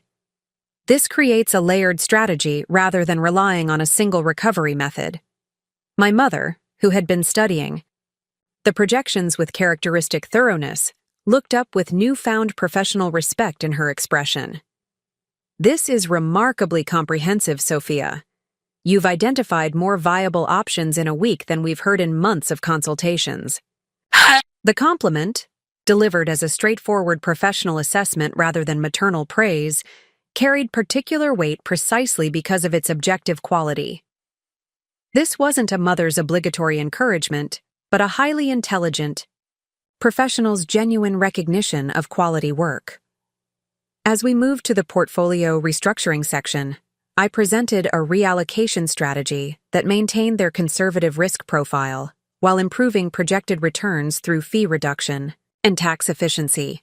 By shifting from Harrington's high-fee proprietary funds to this optimized structure, we project annual fee savings of approximately $9,600 while potentially improving returns by 1.8% annually, I explained, the numbers speaking for themselves on the comparative chart. That difference compounds dramatically over time, my father observed, his mathematician's mind quickly grasping the long-term implications. Precisely. Over a 20-year retirement horizon, the combined impact of fee reduction and improved returns potentially represents over $200,000 in additional portfolio value, without changing your fundamental risk exposure. Throughout the presentation, I maintained professional distance, not cold or detached, but appropriately focused on the financial matters rather than our evolving family dynamic. This approach seemed to resonate particularly with my mother, who had always respected clear boundaries and professional demeanor. When we reached the implementation section, I outlined specific action steps with assigned responsibilities and timeline expectations. If you decide to proceed with this strategy, I would suggest beginning with these immediate actions. I indicated the first phase on the timeline. Engaging the securities recovery attorney, implementing the initial portfolio adjustments, and establishing the recommended cash management system. Each element has been designed to function independently while complementing the overall strategy.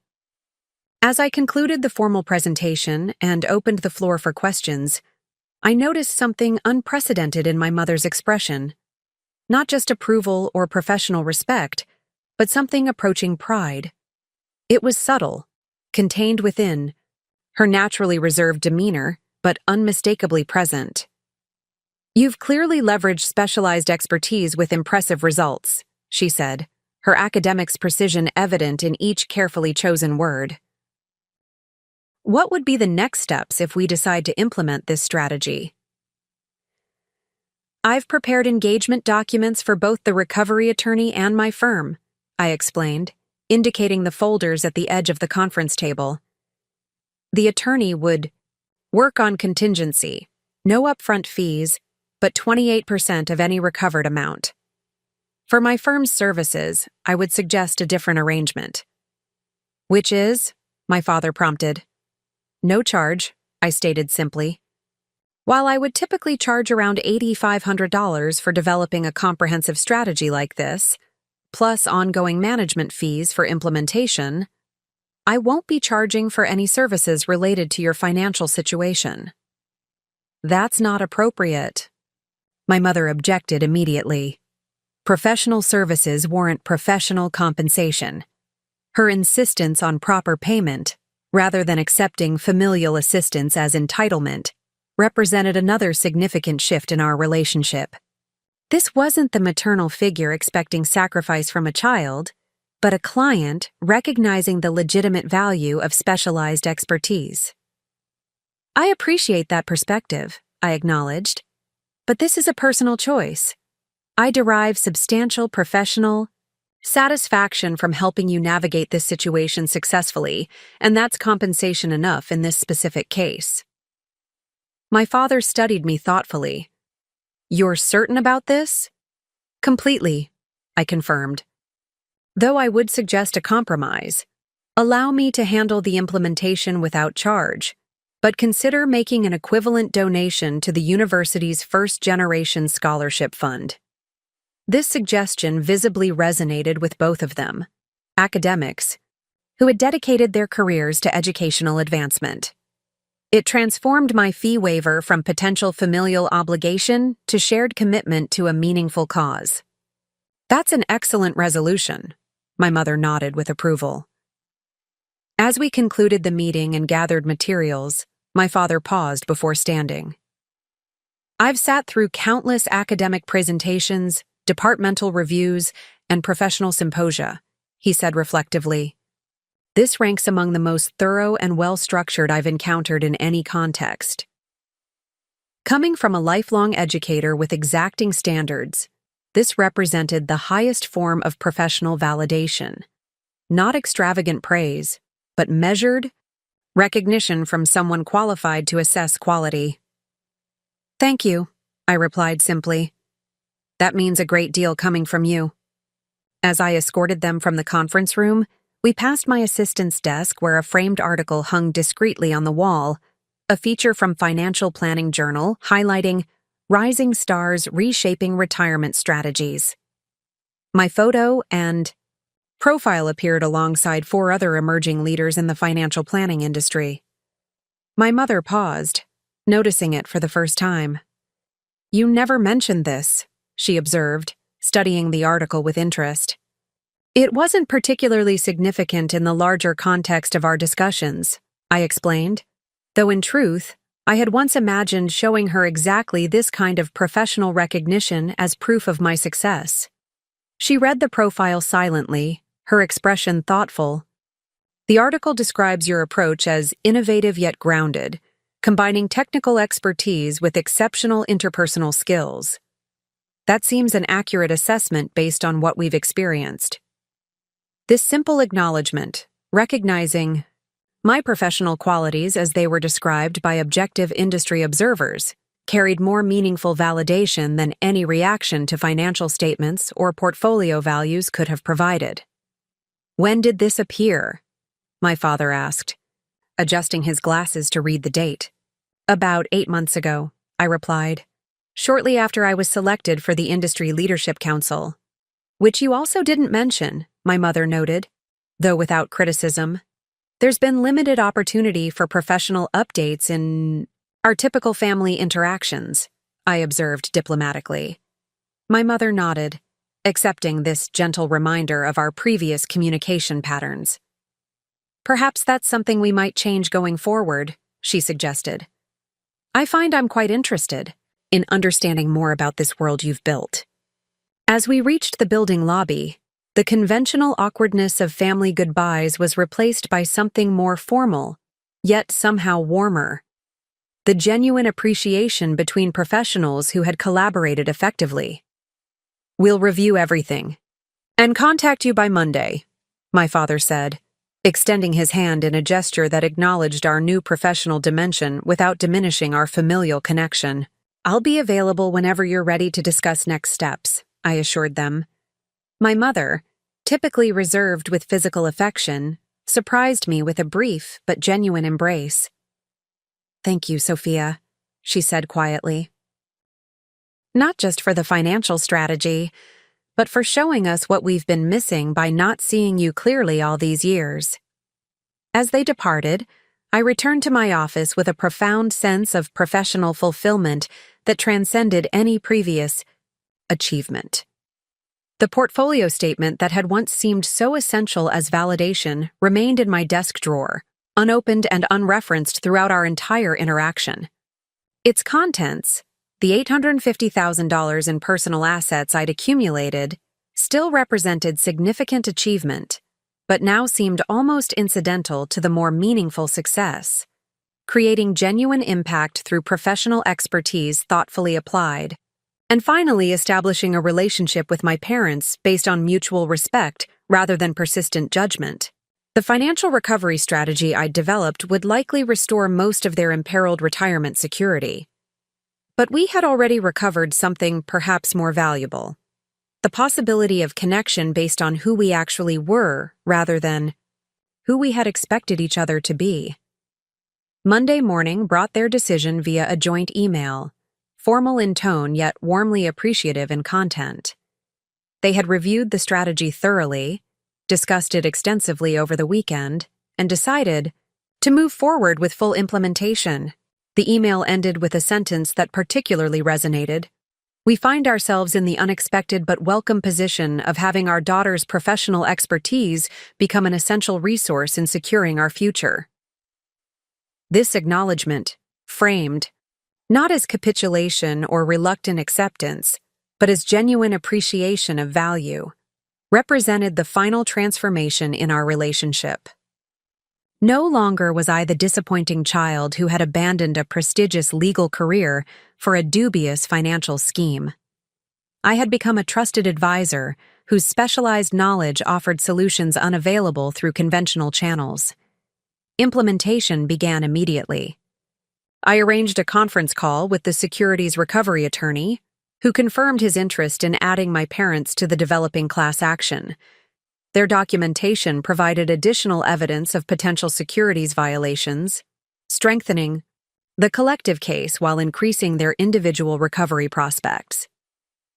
"These materials are particularly helpful," the attorney noted during our call. "The university connection gives us another common thread among affected investors, potentially suggesting targeted marketing to a specific demographic, which strengthens our regulatory concerns argument."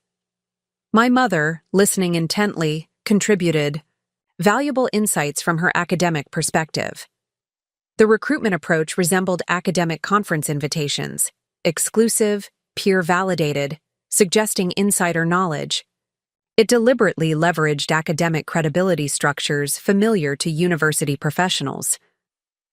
Her observation, precise and perceptive, demonstrated how her analytical skills transferred effectively to this new context.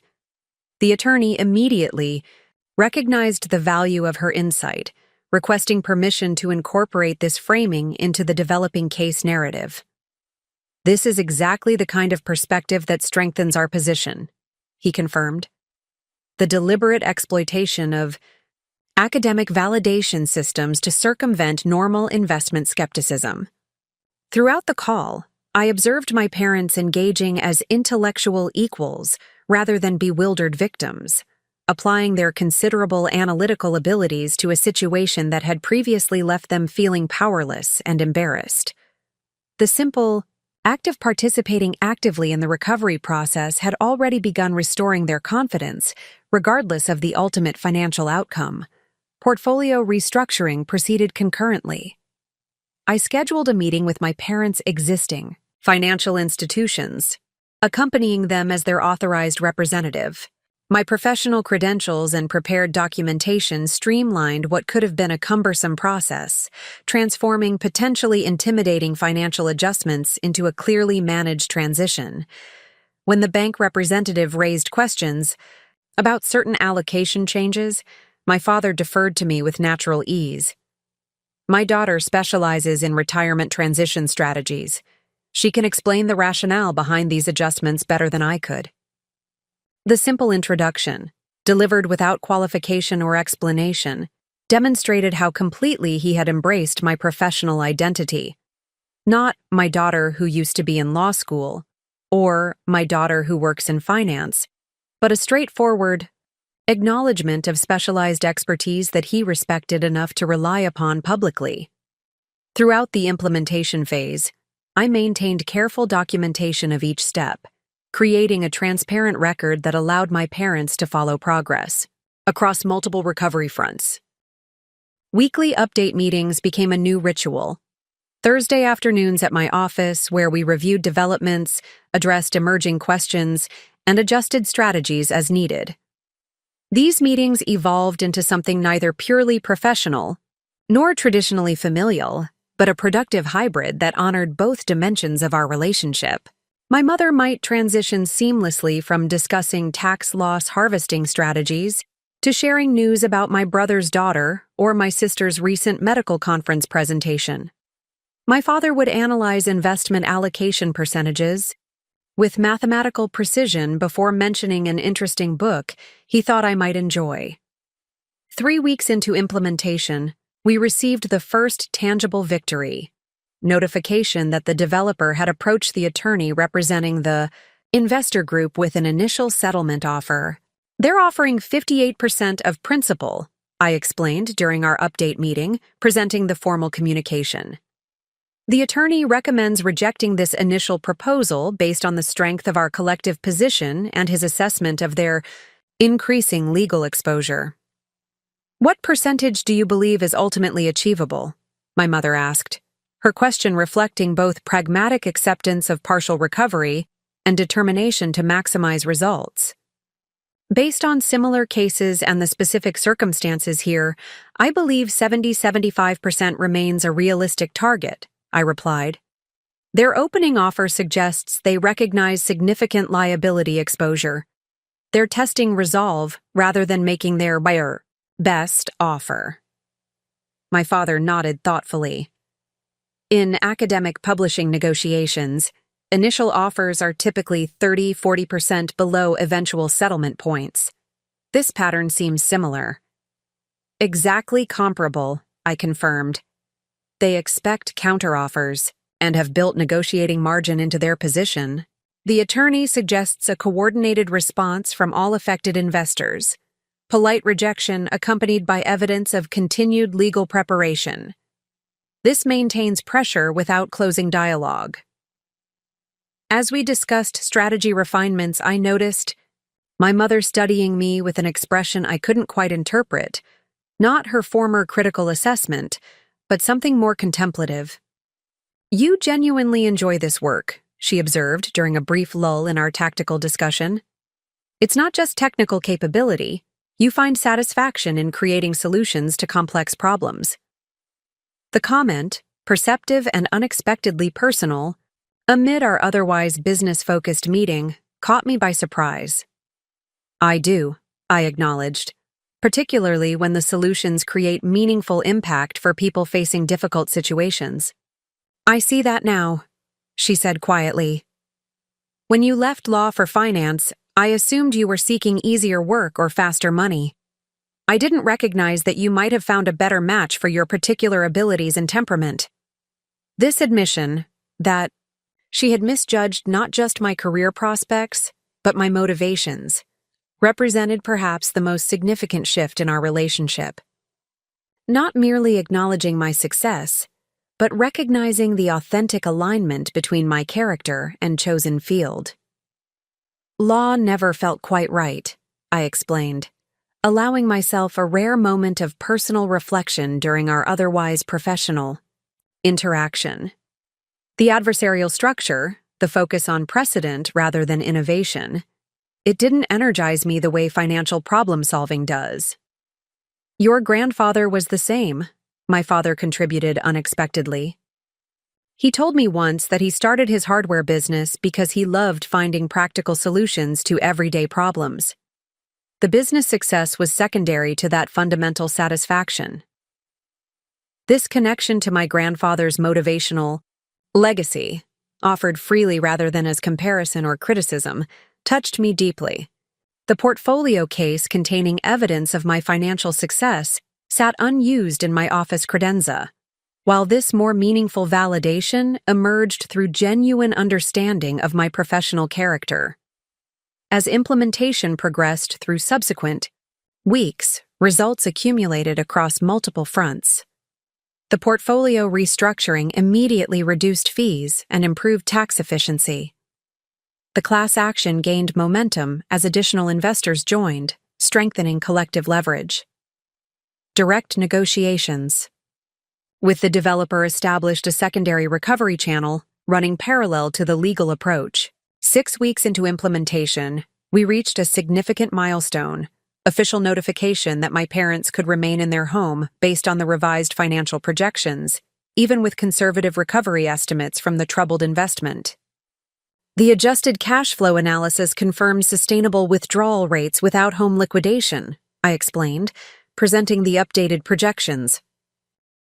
Your combined pension, Social Security, and optimized portfolio income should maintain your current lifestyle with appropriate inflation adjustments through your projected life expectancy, plus a reasonable safety margin.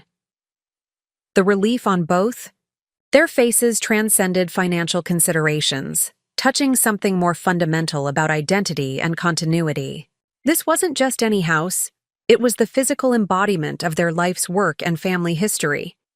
Preserving it represented maintaining connection to their established sense of self during a period of significant transition. This alone justifies the entire process, my father said quietly, studying the projections with careful attention to detail, his way of processing emotional significance through analytical engagement. Indeed, my mother agreed, her characteristic reserve softening momentarily. Though the process itself has provided unexpected value beyond financial recovery. How so? I asked, genuinely curious about her perspective. It's created space for recalibration, she explained thoughtfully, not just of our retirement expectations, but of family dynamics that had calcified into unproductive patterns. Sometimes disruption becomes the necessary catalyst for meaningful adjustment. Coming from my traditionally change-resistant mother, this philosophical observation represented remarkable evolution. The financial crisis that had initially seemed purely negative had created opportunity for growth that might otherwise never have emerged. As our implementation meeting concluded, my mother mentioned an unexpected development. We've been invited to speak at next month's pre-retirement faculty workshop, she explained. The planning committee thought our experience might provide valuable perspective for colleagues approaching similar transitions. What perspective will you share? I asked, intrigued by how they would frame their experience. The importance of questioning conventional wisdom about retirement planning, my father replied. Particularly the value of seeking diverse expertise, rather than relying solely on traditional advisors. We'd like you to join us, my mother added. Not to promote your business specifically, but to help address technical questions that might arise. Your professional perspective would add significant value to the discussion. The invitation represented unprecedented public acknowledgement of my expertise, not just privately within family conversation, but openly within their professional community. This wasn't grudging acceptance, but active promotion of my professional identity among their academic colleagues. I'd be honored to participate, I replied sincerely. As they prepared to leave, my father paused by my office bookshelf, where a small framed photograph had recently appeared among my professional credentials and industry recognition. The image showed 3 generations: my grandfather in his hardware, store apron, my father in his professor's blazer with elbow patches, and me in my graduation gown, arms linked in a rare moment of uncomplicated family connection. "When was this taken?" he asked, studying it with evident surprise. "The day I received my undergraduate degree," I replied. "Before law school, before career decisions became contentious." "I don't remember seeing this particular shot," he commented. "Grandfather had it in his study. I found it when sorting through some of his papers recently." My mother joined him, examining the photograph with uncharacteristic emotional openness. "3 generations of different paths," she observed softly, "each valuable in its own way. The simple acknowledgement that different professional choices could hold equal merit encapsulated the fundamental transformation in our relationship. No longer was there a hierarchy of acceptable careers with my chosen path relegated to inferior status. Instead, there was recognition of diverse but equally legitimate approaches to creating meaningful impact. As we walked toward the elevator, our conversation shifted to dinner arrangements for the following week. My brother and his family would be visiting, creating opportunity for the first full family gathering since our relationship recalibration had begun. "Michael's quite interested in hearing about the recovery strategy," my father mentioned. "He's been following our progress with considerable interest."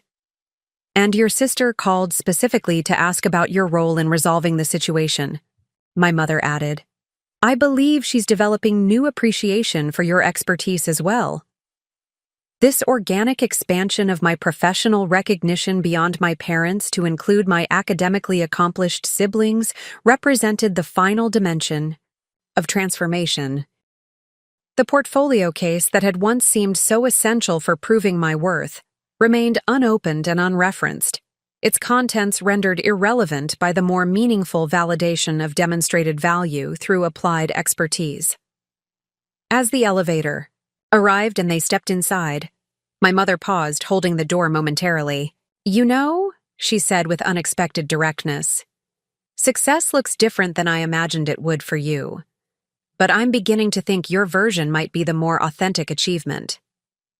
The doors closed before I could respond, but her words remained, a perfect distillation of our journey from judgment to understanding. My $850,000 portfolio statement, the financial evidence I'd originally brought to defend my choices, had never been revealed.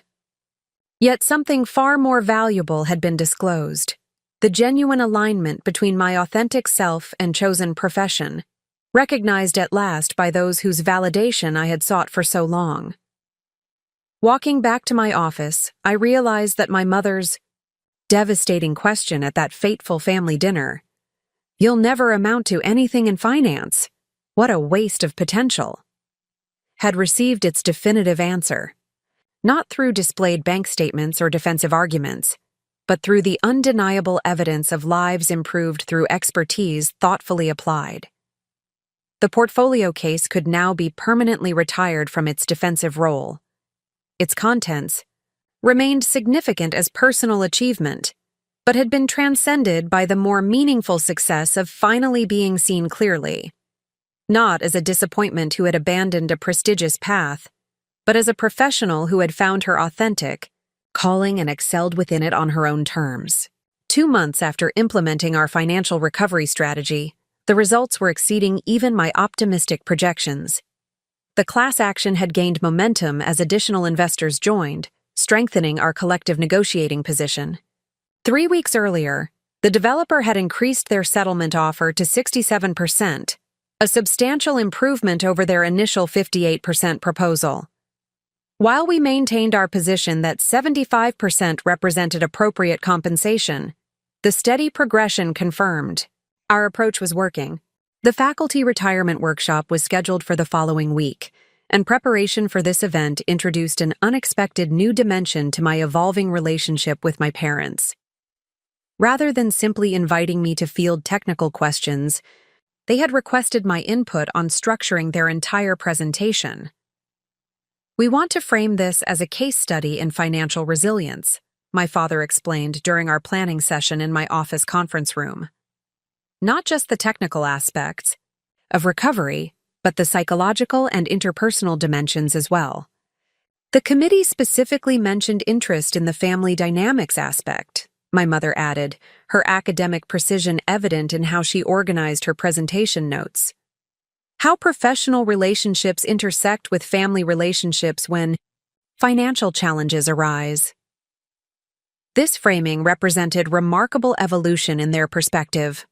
What had begun as a purely financial crisis had transformed into an intellectual case study they were eager to analyze and share, converting personal challenge into educational opportunity in true academic fashion. How much of our specific family history should we include? I asked, curious about their comfort level with public disclosure. My mother considered this thoughtfully.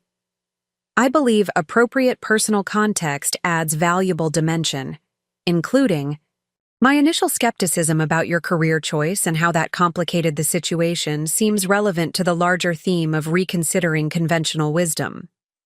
Her willingness to acknowledge her previous judgment publicly, not defensively, but as objective observation of limiting perspectives, demonstrated profound growth. This wasn't reluctant admission, but intellectual honesty about evolving understanding. As we continued refining the presentation structure, an unexpected visitor arrived at my office, my brother Michael, who had flown in early for the family gathering. "Hope I'm not interrupting," he said, greeting our parents warmly before turning to me with genuine enthusiasm. "The family financial wizard at work. Mom and Dad have been singing your praises nonstop." His casual reference to parental approval, delivered, without surprise or qualification, confirmed how completely the family narrative had shifted. My professional identity was no longer contested territory, but established fact, referenced naturally within family conversation. "We're finalizing the retirement workshop presentation," I explained, inviting him to join us. "Your academic perspective might be valuable." Michael settled into an available chair, immediately engaged by the presentation materials spread across the conference table. As a university professor himself, he understood the academic context intimately. "This is fascinating," he commented, reviewing our outline. "You're essentially creating a multidisciplinary case study that bridges financial planning, family psychology, and institutional analysis." "That's precisely our intention," my father nodded approvingly. "Traditional retirement planning typically addresses these dimensions in isolation rather than examining their intersections. Sophia's approach integrated them seamlessly," my mother added, the professional respect in her tone now entirely natural. Her financial strategy simultaneously addressed portfolio restructuring, recovery tactics, and the psychological aspects of financial setbacks. Hearing my mother articulate appreciation for my holistic approach, not grudgingly, but with genuine professional admiration, created a quiet satisfaction deeper than any validation I had previously imagined. As our planning session continued, with Michael's added perspective, conversation flowed between professional analysis and family updates with a new ease.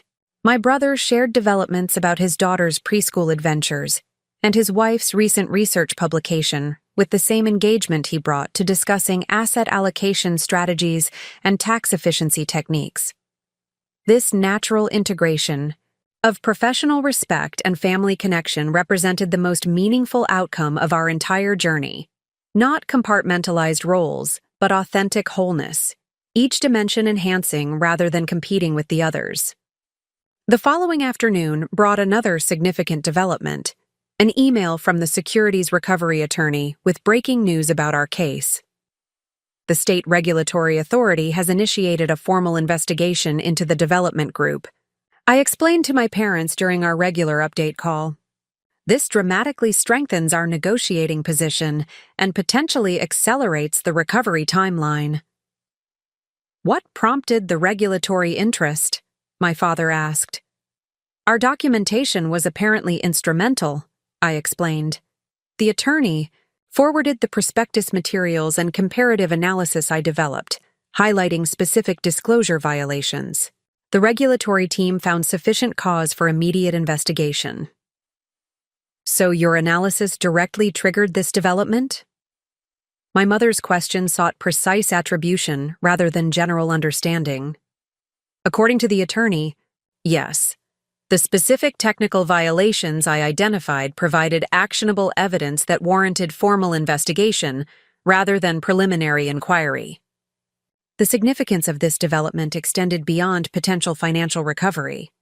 My specialized expertise had not only benefited my parents directly, but had now created positive impact for dozens of other affected investors, many of them academic, professionals like my parents whose retirement security had been similarly threatened. This broader ripple effect represented a dimension of professional impact I had always valued but rarely had opportunity to discuss with my family.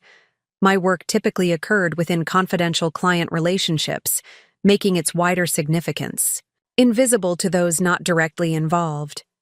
The attorney mentioned that several other investors have specifically requested consultation with your firm, my father noted. You may find yourself with an expanded client base among university faculty. That wasn't my objective in helping with your situation, I clarified immediately. Of course not, my mother acknowledged without hesitation. But excellence tends to create its own recognition. Your approach to our situation demonstrated both technical expertise and ethical commitment, qualities naturally attractive to academic professionals who value both. Her assessment, delivered not as maternal praise but as objective professional observation, carried particular weight precisely because of its analytical rather than emotional foundation. This wasn't a mother proud of her child's achievements, but a discerning professional recognizing genuine excellence in another field. The faculty workshop became the unexpected catalyst for further transformation, both within our family and beyond. My parents delivered a compelling presentation that balanced technical financial details with honest reflection on psychological barriers that had complicated their situation, including my mother's remarkably candid acknowledgement of how academic biases toward traditional professions had initially prevented them from accessing valuable expertise within their own family. My supporting role evolved during the session as faculty questions increasingly focused on the financial recovery strategies I had developed. What began as technical clarification expanded into substantive discussion of retirement planning paradigms and innovative approaches to investment challenges specific to academic professionals. The traditional advisory model often fails to address the unique needs of academic careers, I explained in response to a particularly insightful question. Extended graduate training followed by tenure processes creates distinctive earning patterns and retirement transitions that require specialized approaches rather than standardized solutions. The enthusiastic response from the faculty audience, professionals who valued analytical rigor and intellectual integrity, provided validation of an entirely different quality than financial statements or account balances could offer. These were discerning academics applying critical thinking to my professional framework and finding it substantively valuable, the highest form of recognition for someone raised to value intellectual contribution. After the workshop, several faculty members approached me with specific questions about their personal situations. Professional cards were exchanged, and follow-up consultations scheduled. My father observed this response with evident satisfaction. "You've found your natural client demographic," he noted as we gathered our materials. "Academic professionals appreciate your analytical approach and transparent methodology. They respond to evidence-based strategies rather than relationship-based selling techniques." His observation captured something fundamental about my professional success that I had understood intuitively but never articulated explicitly, that my approach resonated particularly with clients who valued intellectual rigor and systematic methodology, the qualities that had sometimes placed me at odds with traditional financial services culture had become distinctive strengths within my independent practice. Part 9. The Ripple Effect. 2 months after implementing our financial recovery strategy, the results were exceeding even my optimistic projections. The class action had gained momentum as additional investors joined, strengthening our collective negotiating position. 3 weeks earlier, The developer had increased their settlement offer to 67%, a substantial improvement over their initial 58% proposal. While we maintained our position that 75% represented appropriate compensation, the steady progression confirmed our approach was working. The faculty retirement workshop was scheduled for the following week, and preparation for this event introduced an unexpected new dimension to my evolving relationship with my parents. Rather than simply inviting me to field technical questions, they had requested my input on structuring their entire presentation. "We want to frame this as a case study in financial resilience," my father explained during our planning session in my office conference room. "Not just the technical aspects of recovery, but the psychological and interpersonal dimensions as well." The committee specifically mentioned interest in the family dynamics aspect, my mother added, her academic precision evident in how she organized her presentation notes. How professional relationships intersect with family relationships when financial challenges arise. This framing represented remarkable evolution in their perspective. What had begun as a purely financial crisis had transformed into an intellectual case study they were eager to analyze and share, converting personal challenge into educational opportunity in true academic fashion. "How much of our specific family history should we include?" I asked, curious about their comfort level with public disclosure. My mother considered this thoughtfully. "I believe appropriate personal context adds valuable dimension, including my initial skepticism about your career choice and how that complicated the situation seems relevant to the larger theme of reconsidering conventional wisdom." Her willingness to acknowledge her previous judgment publicly, not defensively but as objective observation of limiting perspectives, demonstrated profound growth. This wasn't reluctant admission, but intellectual honesty about evolving understanding.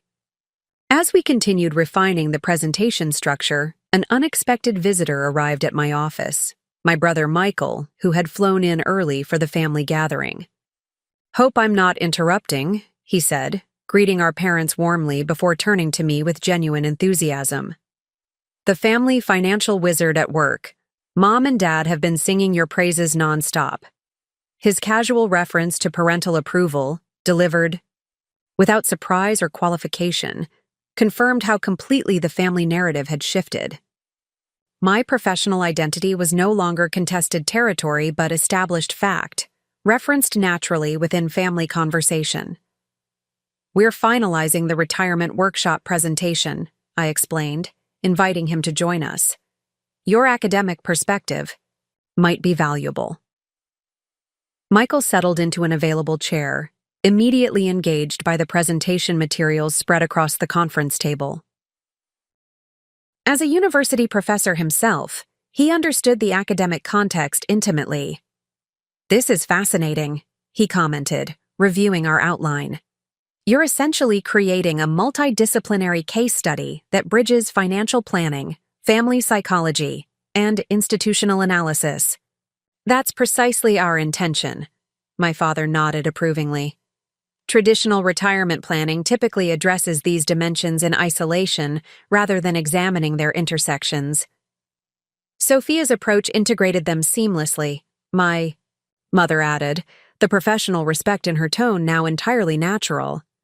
Her financial strategy simultaneously addressed portfolio restructuring, recovery tactics, and the psychological aspects of financial setbacks.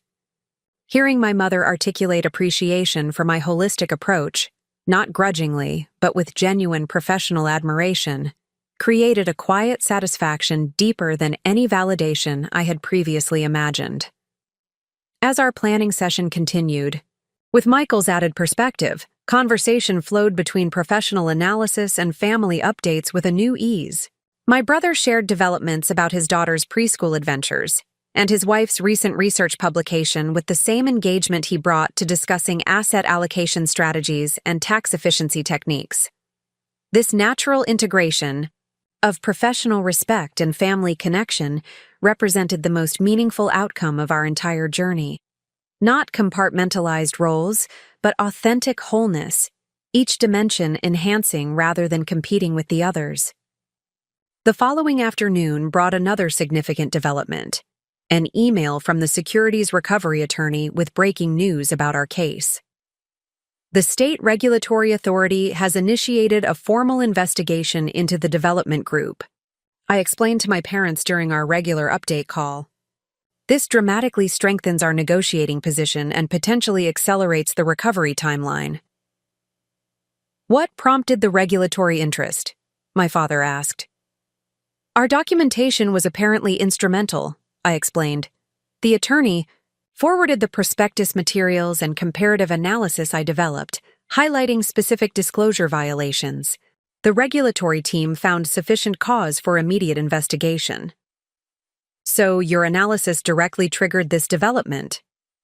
My mother's question sought precise attribution rather than general understanding.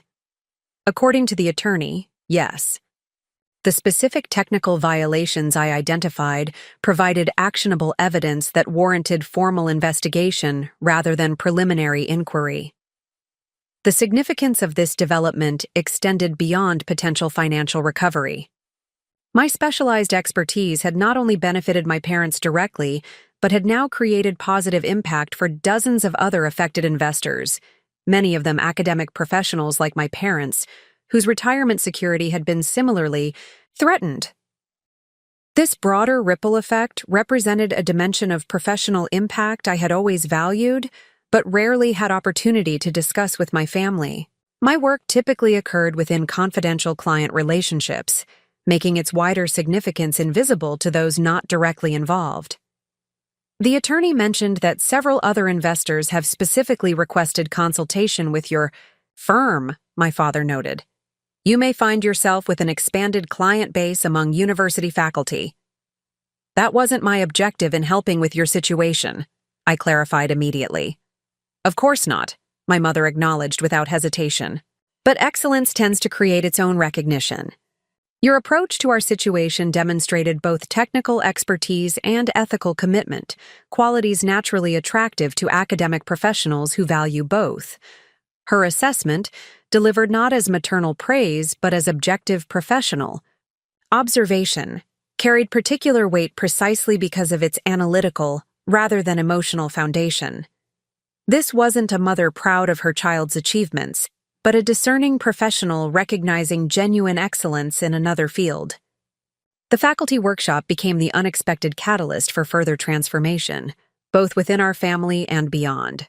My parents delivered a compelling presentation that balanced technical financial details with honest reflection on psychological barriers that had complicated their situation, including my mother's remarkably candid acknowledgement of how academic biases toward traditional professions had initially prevented them from accessing valuable expertise within their own family.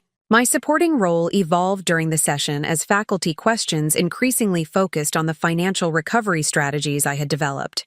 What began as technical clarification expanded into substantive discussion of retirement planning paradigms and innovative approaches to investment challenges specific to academic professionals. The traditional advisory model often fails to address the unique needs of academic careers, I explained in response to a particularly insightful question. Extended graduate training followed by tenure processes creates distinctive earning patterns and retirement transitions that require specialized approaches rather than standardized solutions. The enthusiastic response from the faculty audience, professionals who valued analytical rigor and intellectual integrity, provided validation of an entirely different quality than financial statements or account balances could offer. These were discerning academics applying critical thinking to my professional framework and finding it substantively valuable, the highest form of recognition for someone raised to value intellectual contribution. After the workshop, several faculty members approached me with specific questions about their personal situations.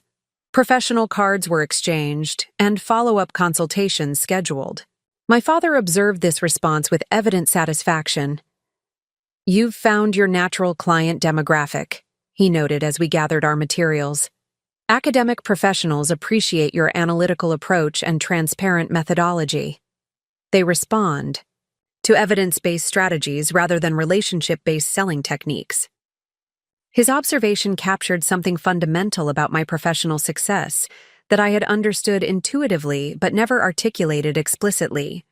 That my approach resonated particularly with clients who valued intellectual rigor and systematic methodology. The qualities that had sometimes placed me at odds with traditional financial services culture had become distinctive strengths within my independent practice. The family dinner that evening brought together my parents, Michael and his family, and my sister Vanessa with her husband, the first complete family gathering since my professional identity had been fully integrated into our collective narrative. The transformation in dynamics was immediately apparent.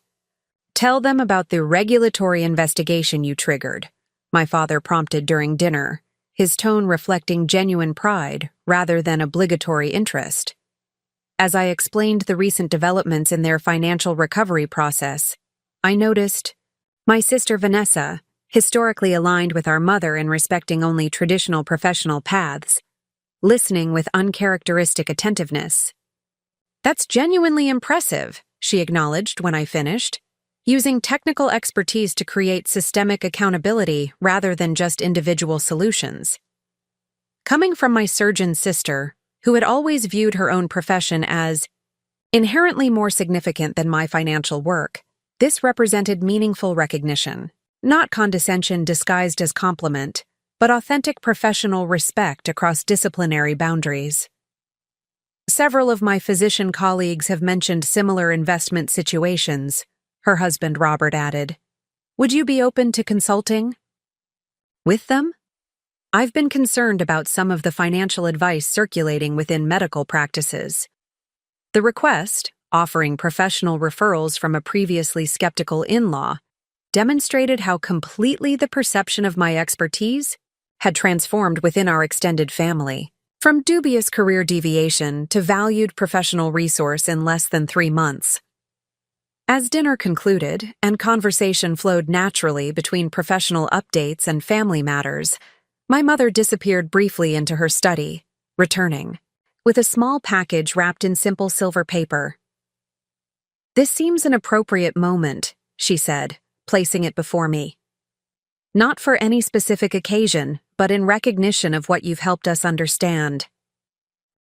I unwrapped the package carefully to find a small silver frame containing not a photograph, but a handwritten quote.